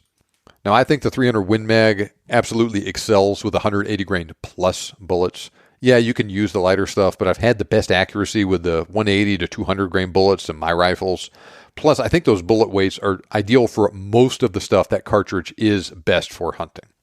At least in my mind, I think the 300 Win Mag and cartridges delivering similar performance are perfect for elk-size game. Got plenty of power, the ability to deliver adequate power out to about as far as most people have any business shooting, and a good trajectory, and recoil isn't terrible. And similar to the case with, say, the 308 and the 30-06, you got darn near every single rifle and darn near every ammo company making guns and ammo in 300 Win Mag.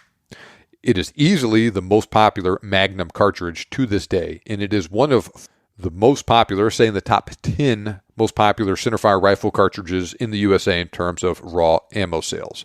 And it's definitely on that list with the 30-30, the 308, and the 30-06. The 7mm Rim Mag is probably the next most popular Magnum cartridge, but the 300 Win Mag easily beats it in terms of just raw popularity. And I'll tell you this too. I'll let you in on a little secret. I have been accused of all sorts of things in my writings and podcasts and whatnot over the years.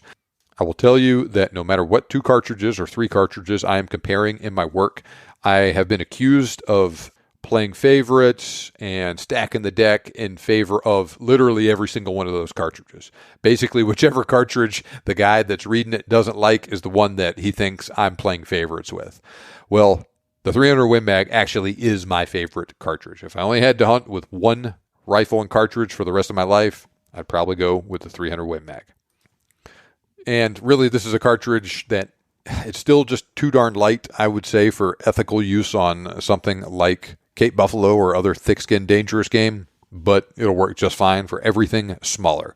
You can kill bison with it, Alaska brown bear, elk, moose, even deer. I killed a little coos deer with it with my 300 Win Mag in Arizona a couple years ago. It worked fine, and it did not give me a tremendous amount of bloodshot meat with it. It was a long-ish shot. It wasn't like right up close. It was just under 200 yards, but that is a downside of it with recoil. You shoot something thin-skinned at close range with a soft bullet, and it's going to make a mess out of it. So there's a lot to love about this cartridge, but it's not perfect. That is one of those things. But like I said, it is my favorite. Okay, now let's talk about the 300 WSM introduced by Winchester in 2001. Now, like we just talked about with the 308 Norma and the 300 Win Mag, people were thinking, man, what if we could get 300 H&H performance in a standard action cartridge? Well, after those cartridges came out, a lot of people started thinking, man, wouldn't it be great if we could get 300 Win Mag performance in a short action cartridge? So the 300 WSM does that. It is a beltless cartridge with a slightly rebated rim, That means that the rim is smaller in diameter than the case body. And it's got a short and fat design that gives it good powder capacity and overall pretty darn efficient design too. Now, some say that it is based on, others say it is just inspired by the 404 Jeffrey cartridge.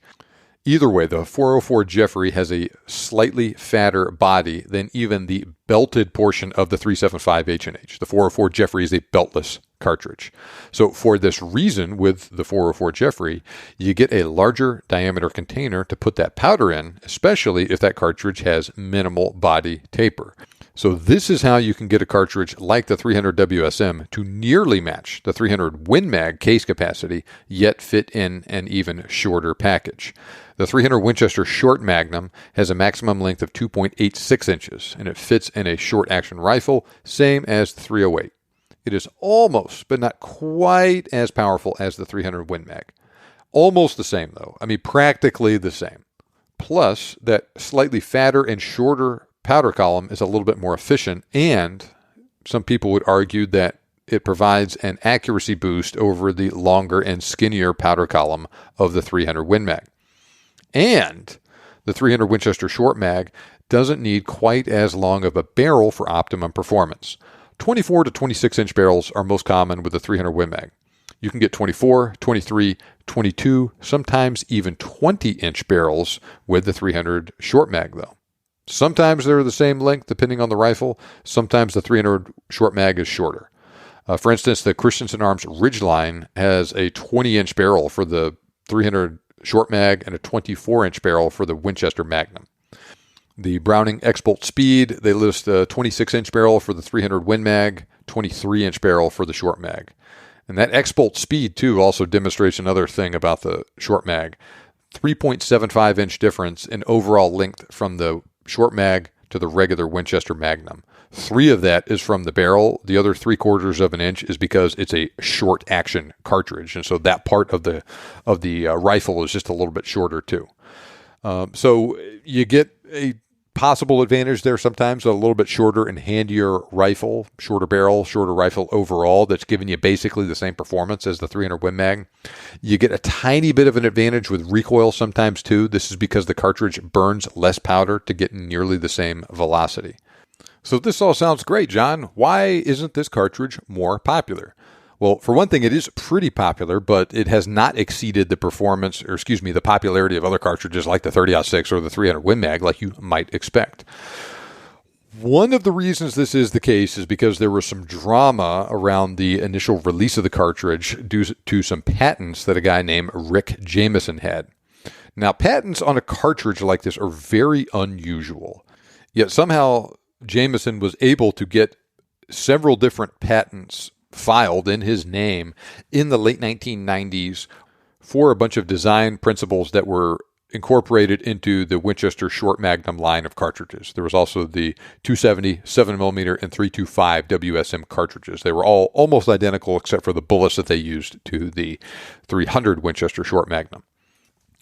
In any case, he tried to work out a licensing agreement with Winchester. They didn't want to do that. There was a big dispute. They ended up going to court over this whole deal and ended up settling out of court. And this is a thing that nobody really knows the details of it outside of the people actually involved in this settlement because everything was confidential. But as far as I can tell, they reached a settlement where Winchester would pay him a royalty on Winchester Short Magnum rifles and cartridges that they produced for a period of time. Now, this was subject to a lot of controversy in the early 2000s. I won't go into all of the details here. This really happened before I got into the industry myself, and so I've just learned about it more recently. On one hand, some people think that Jameson was using a loophole or a technicality to screw a big company like that and harm the development of their project, basically just be a quote-unquote leech. Other people were saying that he actually designed this stuff himself and it was his right since he patented it, and then that Winchester was trying to screw him out of his money by pushing forward with the development of all of this stuff, the production and sale of all of this stuff that he rightfully invented. I don't know the details of it, like I said, but there was just a whole lot of drama associated with this whole thing, and the fact that he did indeed have these patents and was getting royalties from Winchester from their production of this stuff, hamstrung the further development of that line of cartridges, and it also just made other companies, like we'll talk about here in a second, reluctant to manufacture them themselves. Now, as far as I can tell, the patents have since expired, and so it's not an issue anymore. Other companies make rifles and ammunition in the Winchester Short Magnum cartridges. The 300 Winchester Short Magnum is the most popular of them, though. But you could say that that whole drama associated with the whole thing almost strangled the development of these cartridges, 300 Winchester Short Magnum in particular, in its crib before it really got going. But the fact that the 300 Short Mag is still around and still pretty darn popular, I think is a testament to the fact that it is such a solid performer. Now, unfortunately, even though it is pretty popular and other companies do make ammo for the 300 Winchester Short Mag, it has been harder to get than the 300 Win Mag during this ammo shortage. That has improved, but you don't have the variety or the selection of this stuff, which is the case with the 300 Winchester Magnum, though. Now, we'll talk a little bit about the patent just in general here for a second, then we're going to move on. Like I said, patents are very unusual for cartridges. This is the only cartridge I know of that has been quote-unquote patented like that. So in a case, say like the 300 Winchester Magnum, that cartridge was never patented.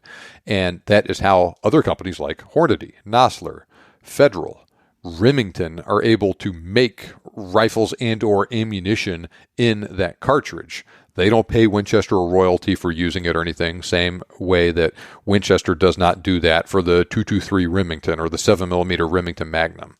Nobody pays Hornady for every 6.5 Creedmoor cartridge or rifle that they make. Really, the only way these companies make money is they develop a cartridge and then they sell rifles, ammunition, and components to fulfill the need for it.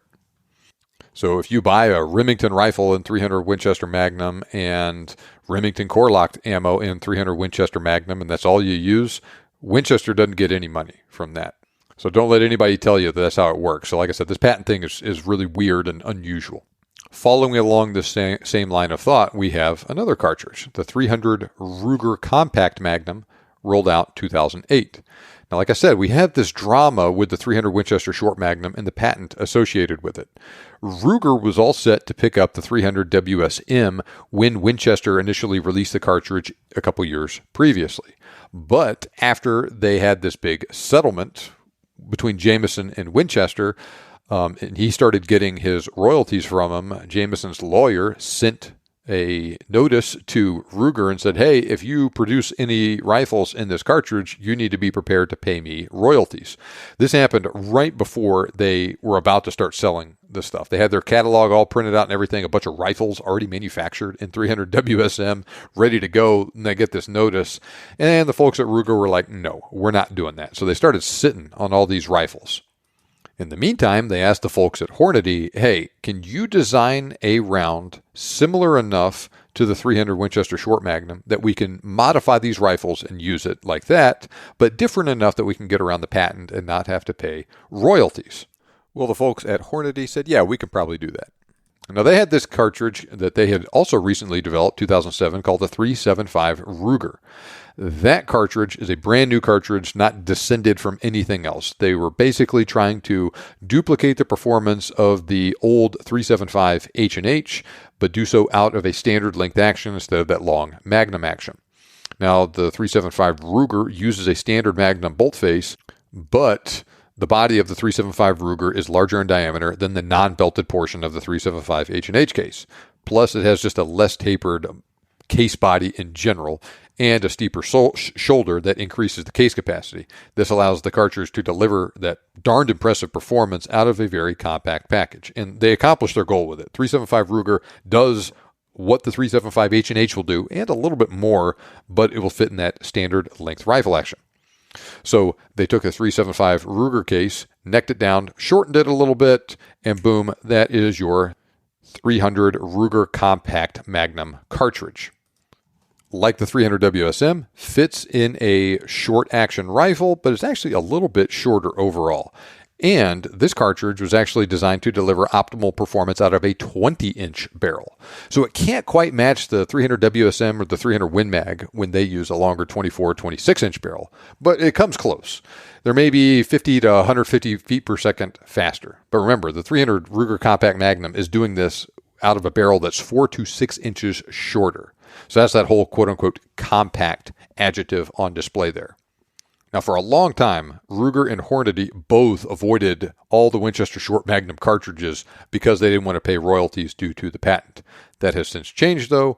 Now, anyway, Hornady does currently offer several different loadings in 300 Winchester Short Magnum.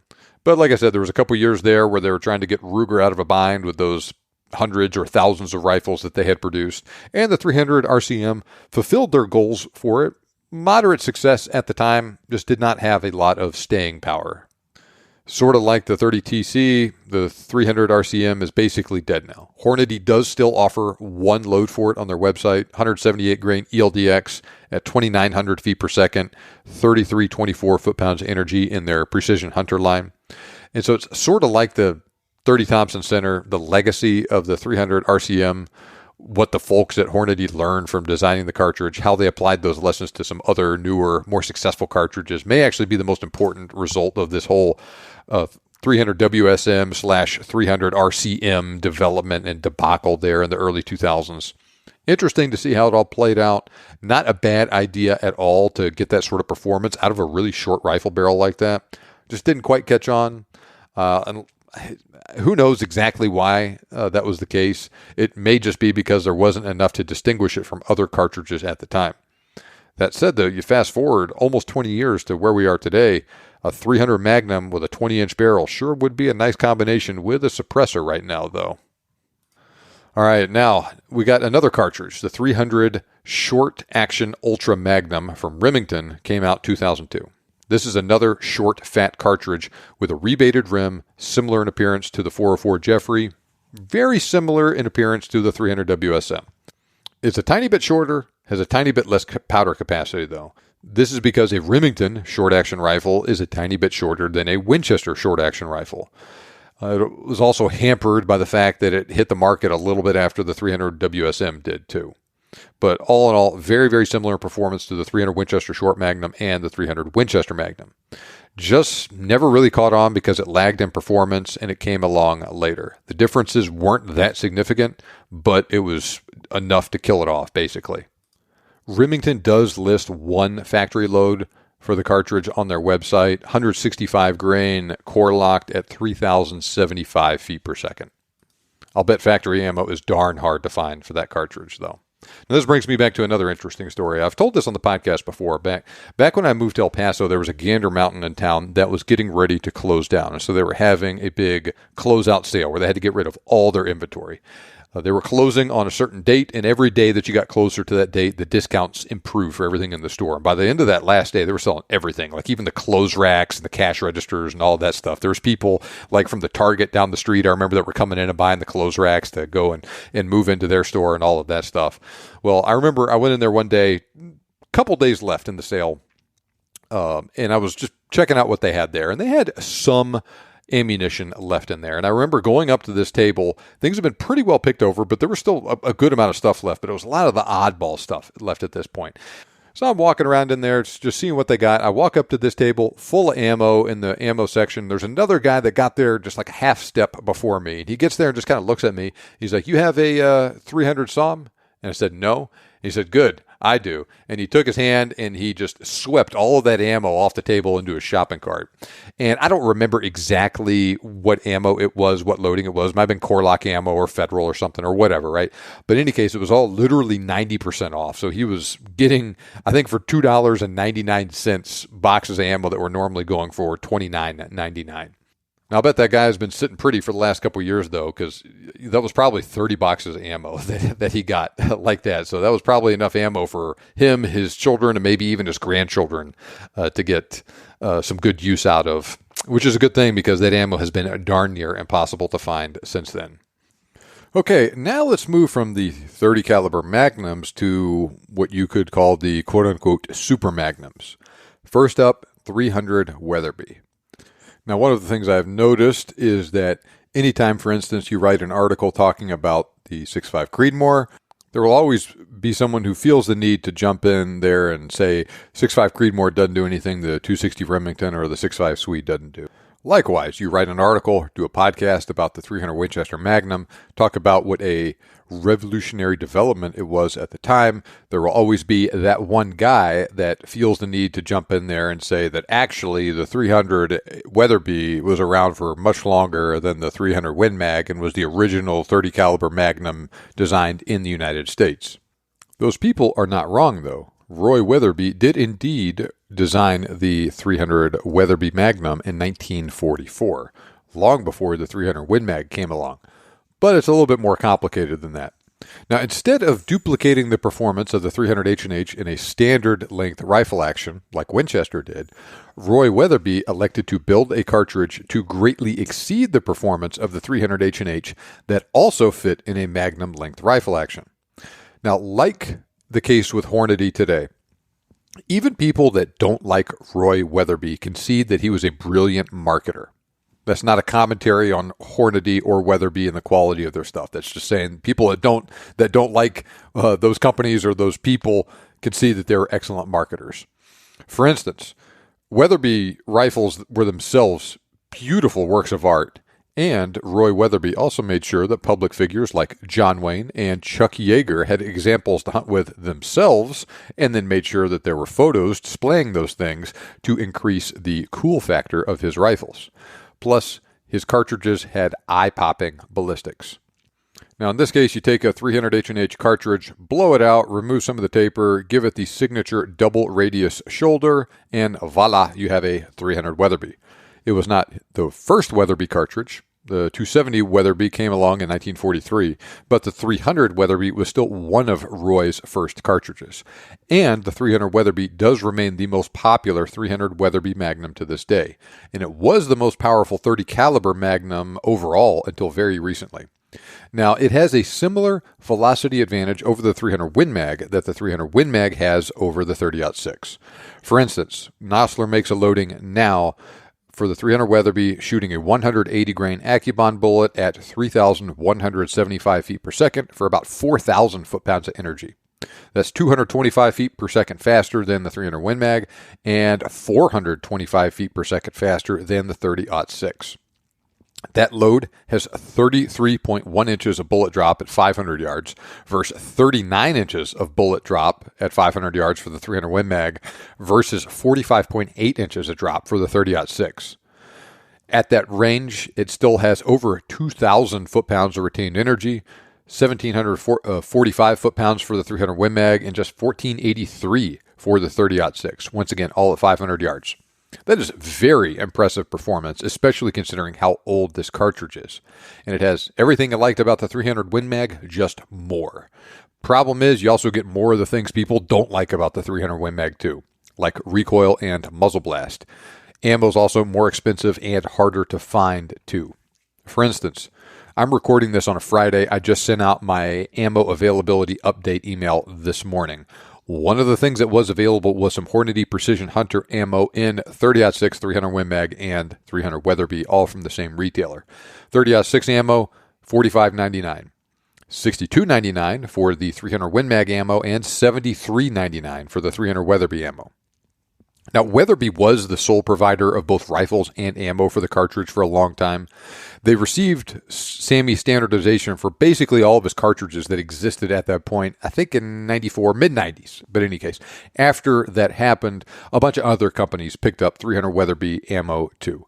So I just said you can get Hornady ammo. They make it in their Precision Hunter line. Barnes also makes some, same with Swift, Remington, and Nosler. And of course, Weatherby still does too. 165 to 200 grain bullets are available in that cartridge, but 180 grain bullets are pretty darn common. Now, the 300 Weatherby, like all Weatherby Magnums, is a high-velocity cartridge, and those high-velocity impacts like you might get at short range sometimes are pretty darn rough on bullets.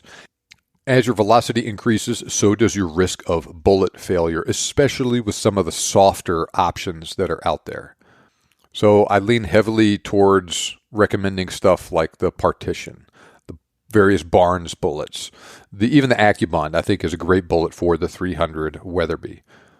Now, if you know you're not going to get a close range shot on an animal with your 300 Weatherby on the hunt, then your bullet options open up a little bit, but I would hate to shoot an elk or something at 50 yards with a real soft bullet out of a 300 Weatherby, especially a lightweight bullet, man, one of those 165s or something. That thing would be screaming in there, and you're running the risk of a bullet failure that, quote-unquote, pancakes upon impact and does not penetrate very well at all. You know, in a situation like that where you stand up an elk and it's got that strongly quartering to you shot at 50 yards. So keep that in mind. But that's not a problem, though. Use the right bullet. Use the tough stuff like I just talked about. Rifle options for the 300 Weatherby are pretty slim outside of Weatherby themselves. They make a lot of rifles across the spectrum of all their different models. Some of them on the more affordable end, some of them very expensive. So you got stuff to choose from there. And there are some older Winchester Model 70s and Remington 700s and whatnot floating around there. But if you want something new now, your best bet is probably Weatherby. Now, don't think I'm trying to throw shade on the 300 Weatherby. It's a good cartridge. Jack O'Connor actually agreed with me on this too.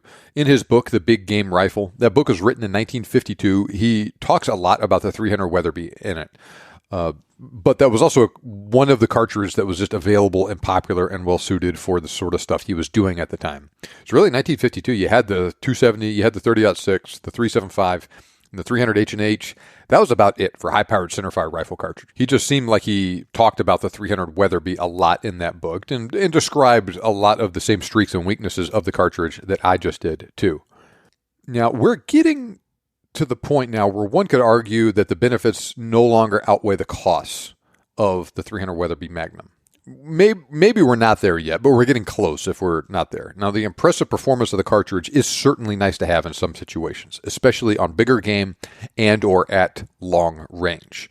For instance, I have a friend that used to live in Colorado, and every year he would get one of the over-the-counter cow elk tags in a unit that he'd like to hunt with, always be a rifle tag.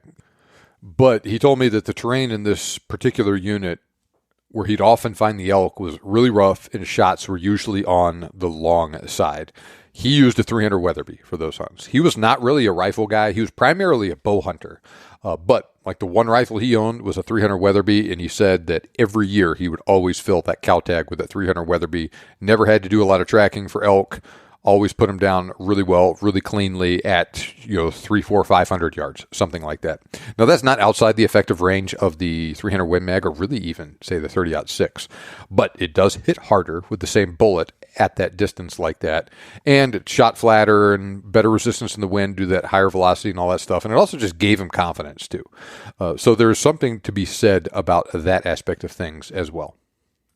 Now, especially back in the days where laser rangefinders were not as popular or as good or easy to find or anything as they are now, range estimation where you're trying to, is this elk at 350 yards or 400 yards? I don't know. Well, a cartridge like the 300 Weatherby that just shot really fast and really flat was more forgiving of people making mistakes like that. And so that was one of the big selling points of this cartridge for a long time. It's not as important now as it used to be, but it's still definitely something to keep in mind. And like I said, this cartridge is good for all the same stuff as the 300 Win Mag, just a little bit, quote unquote, more. All right, next, let's talk about the 30 Nosler. This one came out 2016. Now, for what it's worth, Bob Nosler always said that this cartridge was his favorite out of all the Nosler cartridges. It's basically a 404 Jeffrey case, neck down, has a rebated rim, shortened to fit in a 30-06 length action. So we just talked about the 300 Weatherby. That's a neck down, blown out 300 H&H. So it's got that belted Magnum case, really long, fits in a long Magnum length action. Well, the 30 Nosler uses a fatter case, fits in a standard length action. Shoots at 180 grain AccuBond at 3,200 feet per second for just over 4,000 foot-pounds of energy, almost 4,100. So a little bit better performance than the 300 Weatherby, but in that standard length action. But it's also a much newer cartridge. So this is a prime example of an advantage of using the 404 Jeffrey over the 375 H&H. Quite a bit shorter, more case capacity, a little bit better performance. .30 Nosler, not nearly as popular as the .300 Weatherby or the .300 Win Mag cartridges, though. More niche cartridge, more specialized appeal, all that sort of thing. Christensen Arms makes rifles for it, and so does Nosler. Nosler is the only company that I know of that makes .30 Nosler factory ammo. There may be some of the more boutique manufacturers that do, but Nosler, primary source of this stuff. Now, Nosler introduced their AccuBond long-range bullets in 2013, and that development, combined with some of these newer Nosler cartridges, might have signaled the beginning of a new trend with using higher BC bullets. Now, the 180 grain 30 caliber Nosler AccuBond has a G1BC of .507, while the 210 grain 30 caliber AccuBond long range bullet has a BC of .661. So that's a big jump up here. The 180 grain AccuBond, no slouch itself, but man, that 210 AccuBond long range, much more aerodynamic. And the 30 Nosler can also shoot that bullet faster than the 300 Weatherby can too. Nosler lists muzzle velocity of 3,000 feet per second for the 30 Nosler with the 210 AccuBond long range. 300 Weatherby, they list a muzzle velocity of 2825. Now, I'm not going to say that the Nosler cartridges were optimized or specifically designed to use those AccuBond long-range bullets, but they certainly could use them. And so that was in contrast to stuff like the 300 Weatherby that was designed to fire a traditional bullet just super-duper fast. These cartridges could fire a really high a traditional bullet really, really fast, but they also had that ability from the start to use the really high BC stuff that was starting to become available then. And so that really starts to pay dividends as the range increases. That's especially true with regards to wind deflection. Now, a small velocity change will increase your resistance to wind deflection. However, it will not make as big of a change as is the case a small change to BC of a bullet. That stuff really becomes important in the wind, especially as range increases.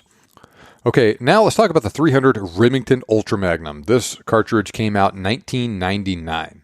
This was Remington's new cartridge for the new millennium. Similar to the 30 Nosler, it used a modified 404 Jeffrey cartridge. Similar to the 300 Weatherby, it used a full-length Magnum action. So you get the best of both of those aspects of things combined with the 300 Remington Ultra Magnum. This cartridge can fire 180 grain AccuBond at 3,250 feet per second.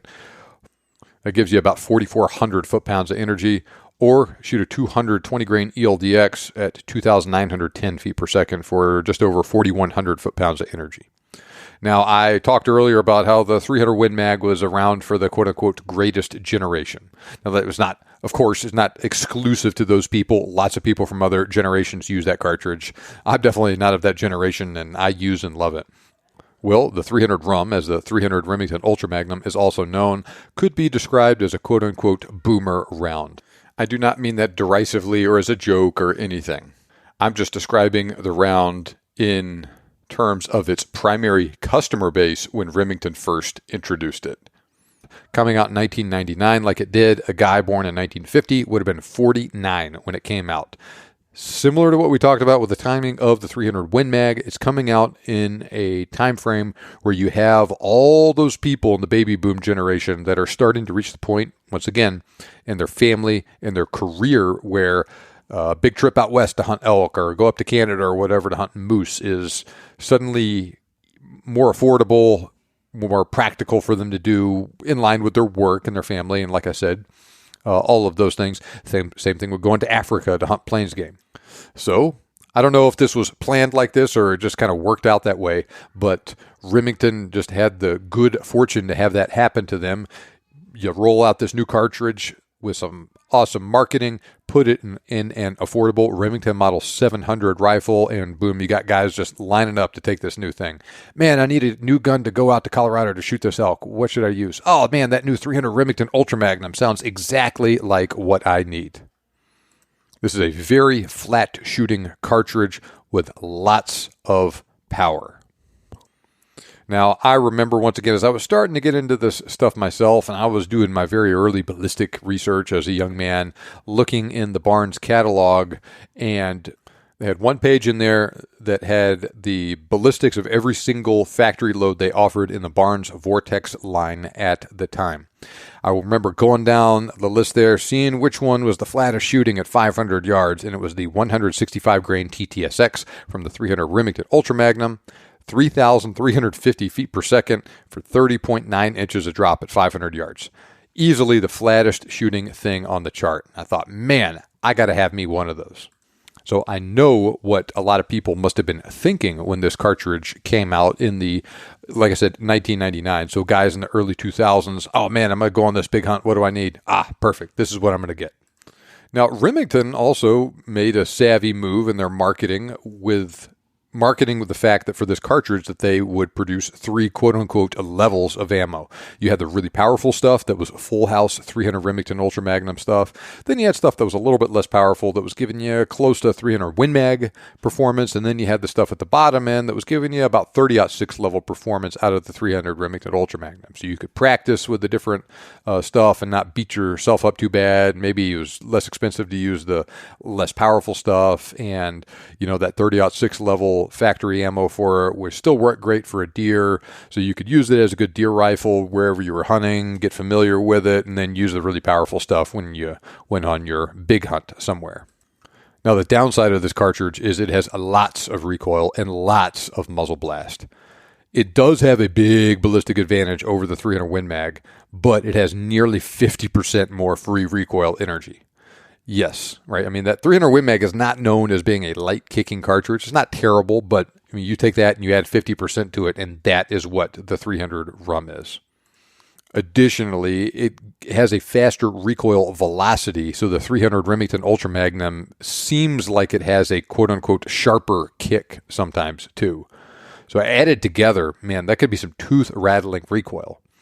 Now, a lot of people would opt to put a muzzle brake on a 300 Remington Ultra Magnum, and that will indeed reduce recoil, but a gigantic fire-breathing Magnum cartridge like that is going to be just devastating to you and people around you in terms of muzzle blast if they're not wearing ear protection and standing in the wrong place with that muzzle brake on too.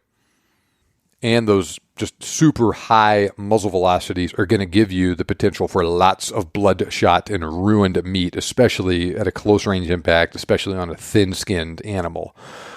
I actually remember dealing with a guy out where I deer hunt in the early 2000s, so when this cartridge was just darn near brand new. I was out deer hunting, I had a little shooting range out there, checking the zero, just hanging out and during the deer hunt. Guy came over from another camp and I was chatting with him. I had a 45-70 I was hunting with, and he was like, man, you hunt with that? I think ruins way too much meat for me to use on deer. I was like, well, what do you hunt with? He's like, 300 Ultra Mag. I was like, oh man, I would hate to see what your cartridge does shooting a little whitetail deer out here at 50 yards.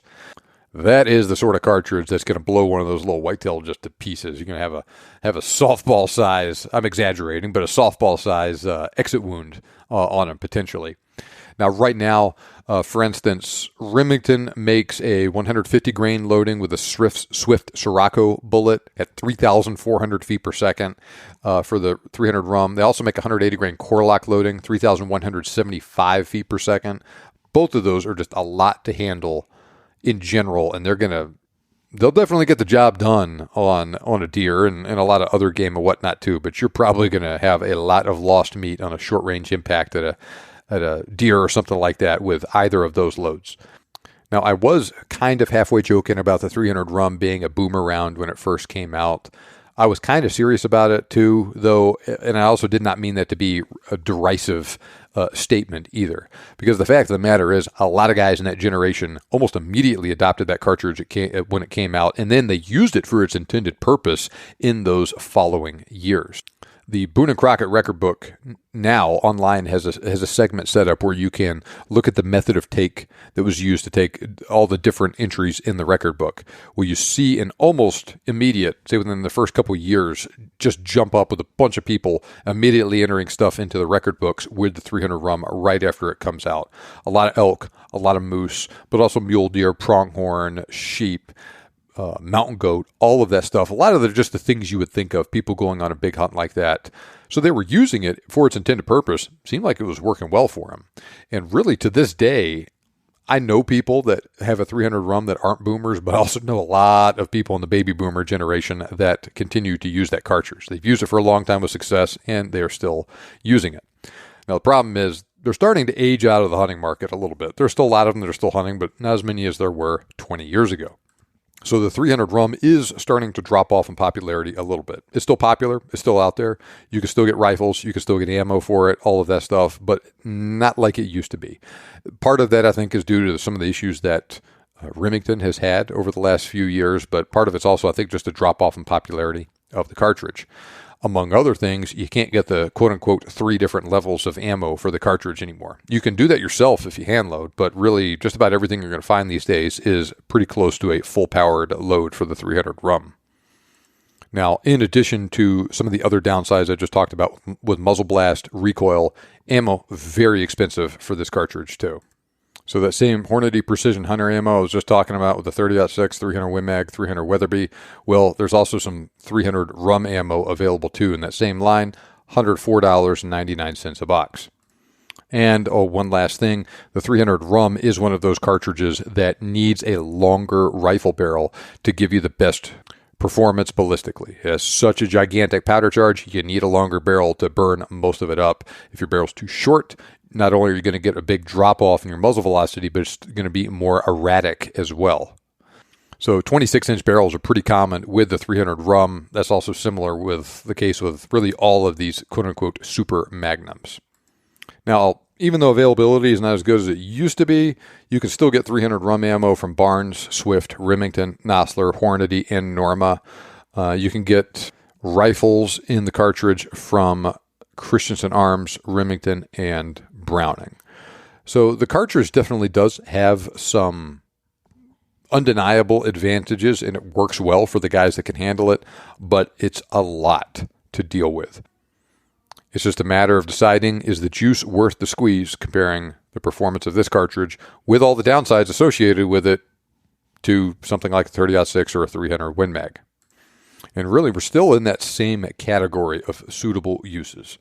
Deer, elk, moose, bear. Use it in Africa, all that stuff. I'm sure people have done it. I darn sure wouldn't shoot a Cape Buffalo with it. I wouldn't shoot a Cape Buffalo with any of the cartridges on this list. Is it that much better on an elk or a moose or something, or a brown bear than some of the other cartridges? Perhaps. And it can certainly deliver that performance at a little bit longer range. But once again, is the juice worth the squeeze? 20 years ago, I would say maybe. Less so now. But no shame in using it. No shame in deciding that you don't want to use it either. I'm not going to judge you either way. I'm just the sort of guy that likes guns and likes talking about guns. Okay, next up we have an even bigger and more powerful cartridge, the 30-378 Weatherby. Now this cartridge is a neck-down 378 Weatherby case. That cartridge is a unique design somewhat similar to the really big 416 Rigby case. This is a belted magnum, massive round that fits in a full-length magnum.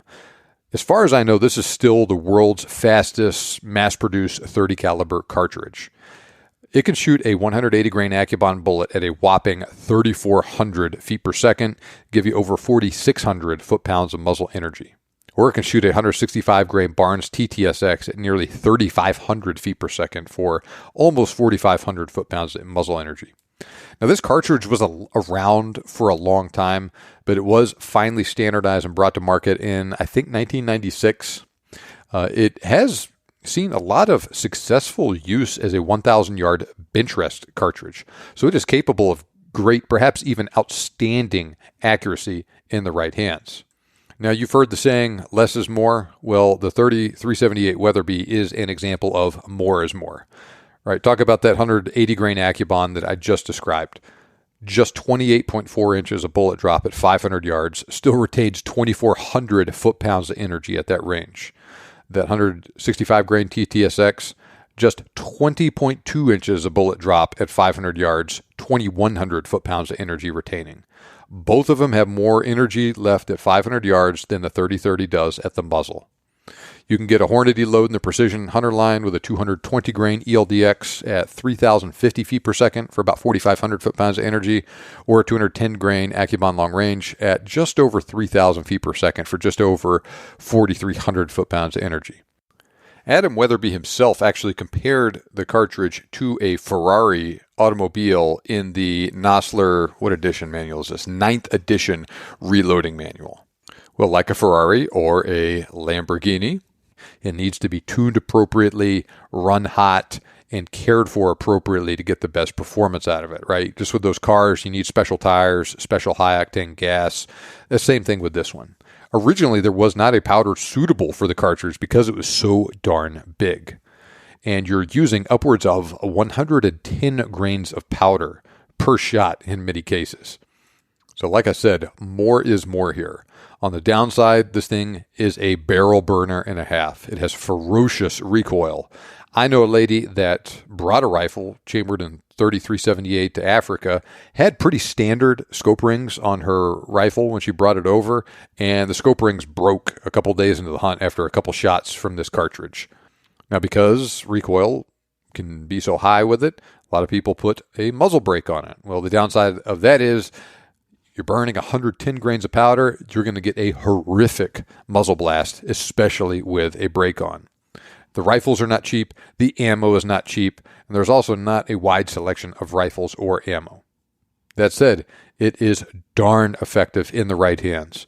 It is flat shooting, and it hits like Thor's hammer when it all comes together. Now, the 3378 Weatherby and the 300 Rum coming out together, well, not together, but both coming out in the late 1990s may have marked the high water point of that super high velocity trend. Laser rangefinders weren't that common yet, right? Maximum point-blank range, for that reason, was very important.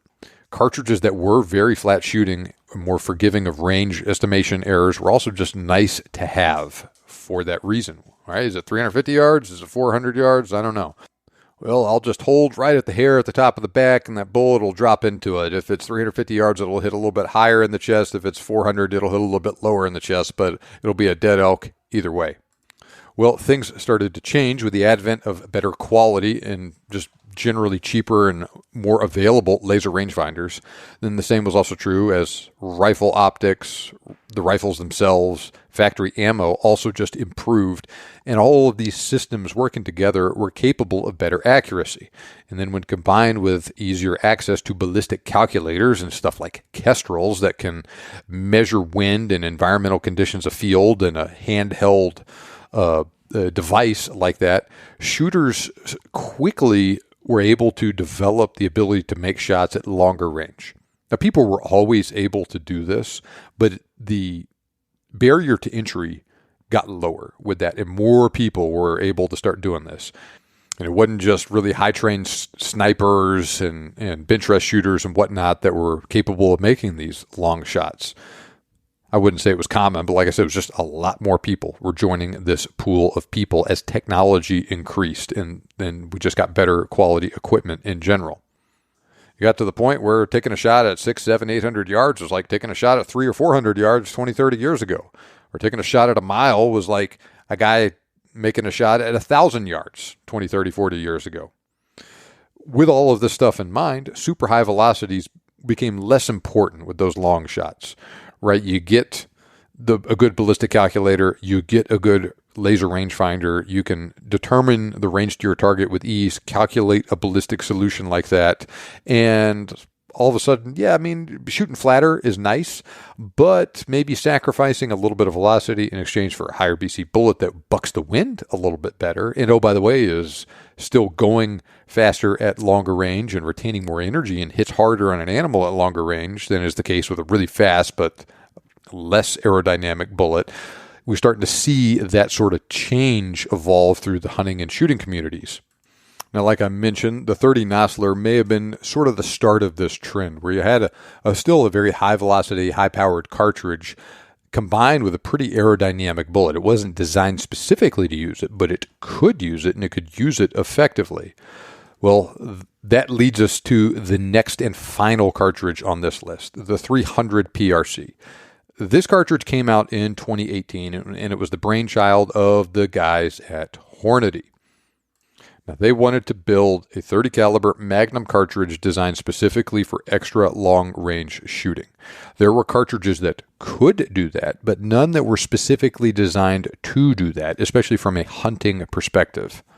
Now, the 300 PRC was somewhat unique in that instead of building a cartridge based upon existing design constraints imposed by various common action lengths, right? Like we talked about, you got the short actions and you got the long action rifles. And for a long time, it was the standard where you're going to build a long action cartridge in a better fit in a long action Remington Model 7 a Remington Model 700 and a long action Winchester Model 70. Fit it within those design constraints, make it work, make it easy for the rifle manufacturers. That's how they did it for a really, really long time. Well, that changed a little bit with the 300 PRC. The guys at Hornady were like, we're going to design this cartridge to do what we want it to do and be optimized for the things that we think are important. Then we're going to give it to the rifle manufacturers and we're going to have them build rifles that are built around it instead of being the other way around. Now, like I teased earlier, the guys at Hornady wanted to build this cartridge that was designed from the very beginning to use very long, high BC bullets. Push those bullets at a fast, but not ridiculously fast velocity, and then let the bullet itself do the work with its very high BC. Now, they built this cartridge using a modified 375 Ruger case, similar to the case with the 300 Ruger Compact Magnum. But instead of having it be a short action cartridge like that, it was long, and it fits in a full-length Magnum action. Typical 300 PRC ballistics are a 212 grain bullet at 2860 for about 3850 feet per second, or 225 grain bullet at 2810 feet per second, so about 3,900 foot-pounds of energy. Both of those loads use very long, aerodynamic, heavy 4 caliber bullets that minimize bullet drop and wind drift at extended range.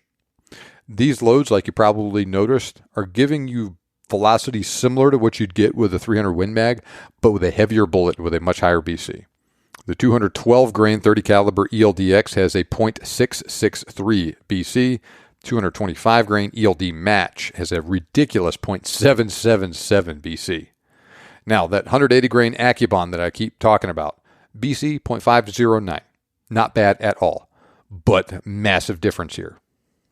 Now, one of the things that happens, though, when you go from a bullet like a 180 grain Accubon or a 200 grain Partition or something along those lines, is you need a faster rifling twist rate to stabilize it. Most of the rounds we've talked about today have used a 1 and 10 inch rifling twist rate. The 308 uses a 1 and 12 inch, and you'll get some oddball rifles and whatnot, like Tikkas sometimes have a little bit slower, different rifling twist rate, but for the most part, 30-06, 300 Win Mag, the Weatherby Mag, all these, especially the Magnum cartridges and whatnot, they all use a 1 and 10 inch rifling twist rate.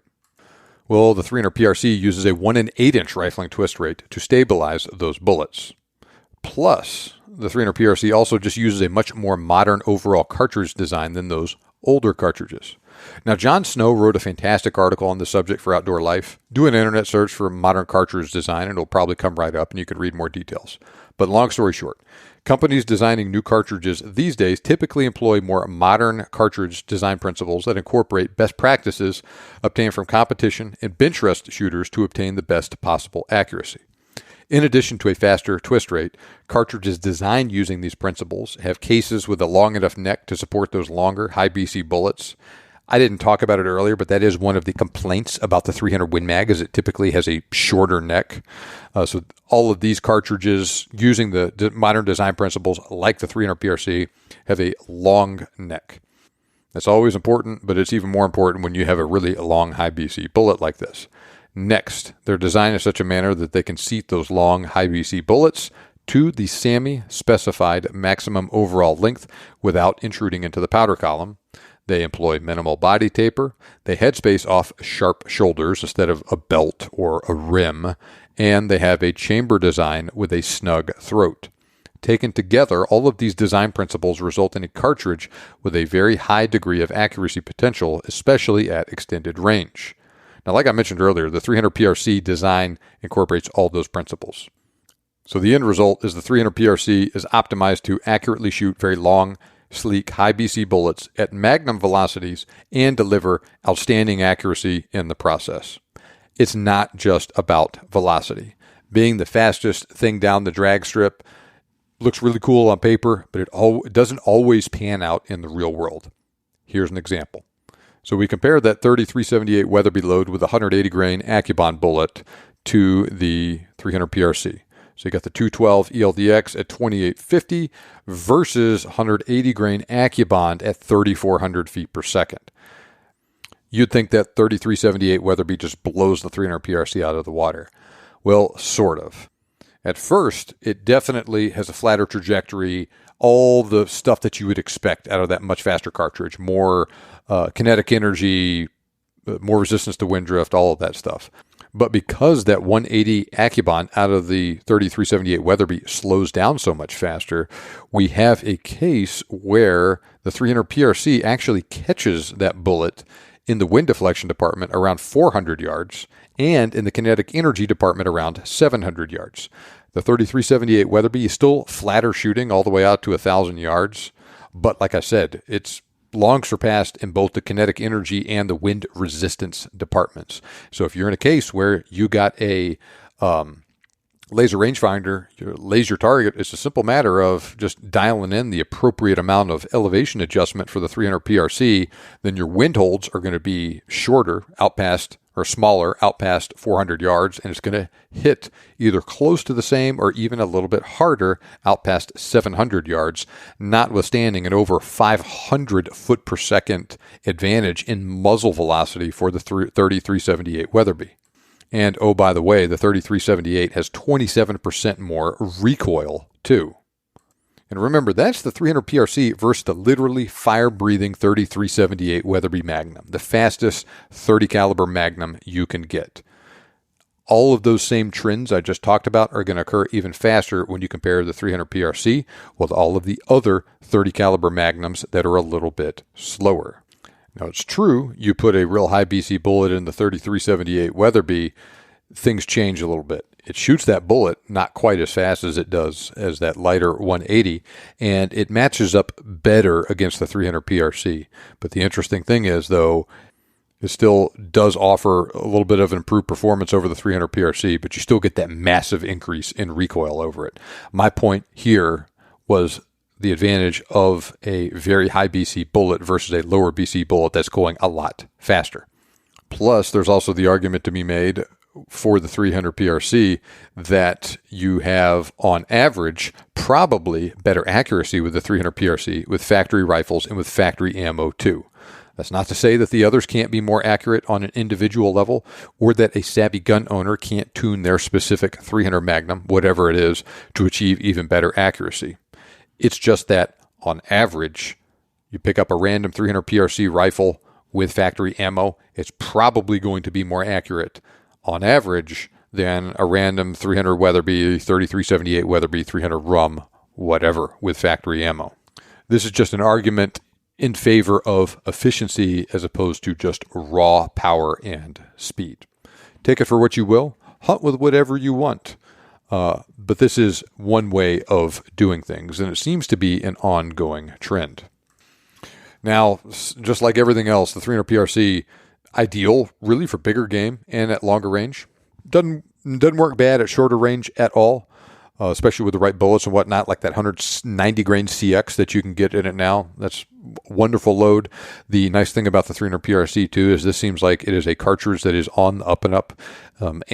Ammunition and rifle options are expanding in the right way with all of this stuff. Hornady is still the primary manufacturer of ammo. Others are jumping on board too. I know Barnes, Federal, Remington have all recently announced 300 PRC factory ammo. That's a good trend. Hopefully it will continue. Rifles, Christensen Arms, Gunworks, Browning, Savage, Seekins Precision, Bergara, Fierce, GA Precision, among others, make 300 PRC rifles. So we've got a lot of options with a lot of this stuff going on here. The guys at Hornady joke that the 300 PRC is like calling in an airstrike on game.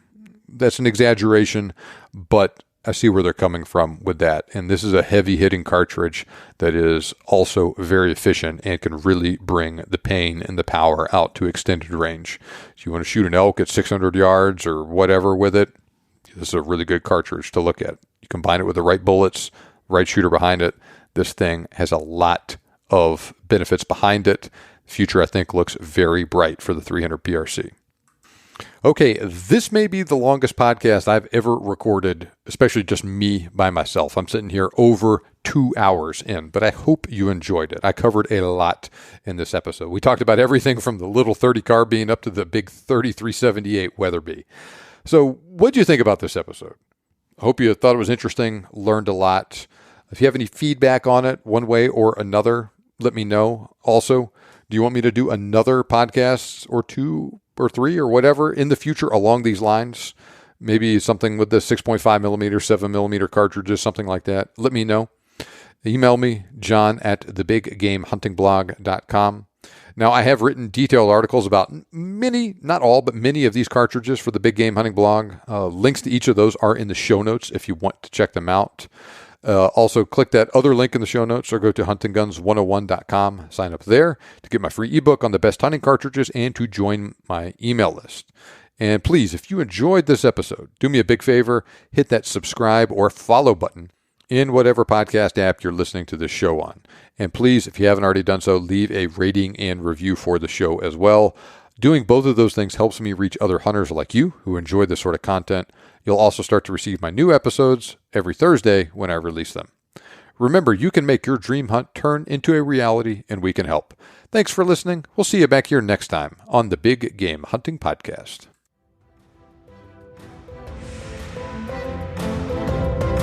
This show may be over, but we have plenty more for you on our website. For more information on today's topic, as well as lots of other useful hunting resources, head over to thebiggamehuntingblog.com. We look forward to having you back for the next episode. But until then, happy hunting.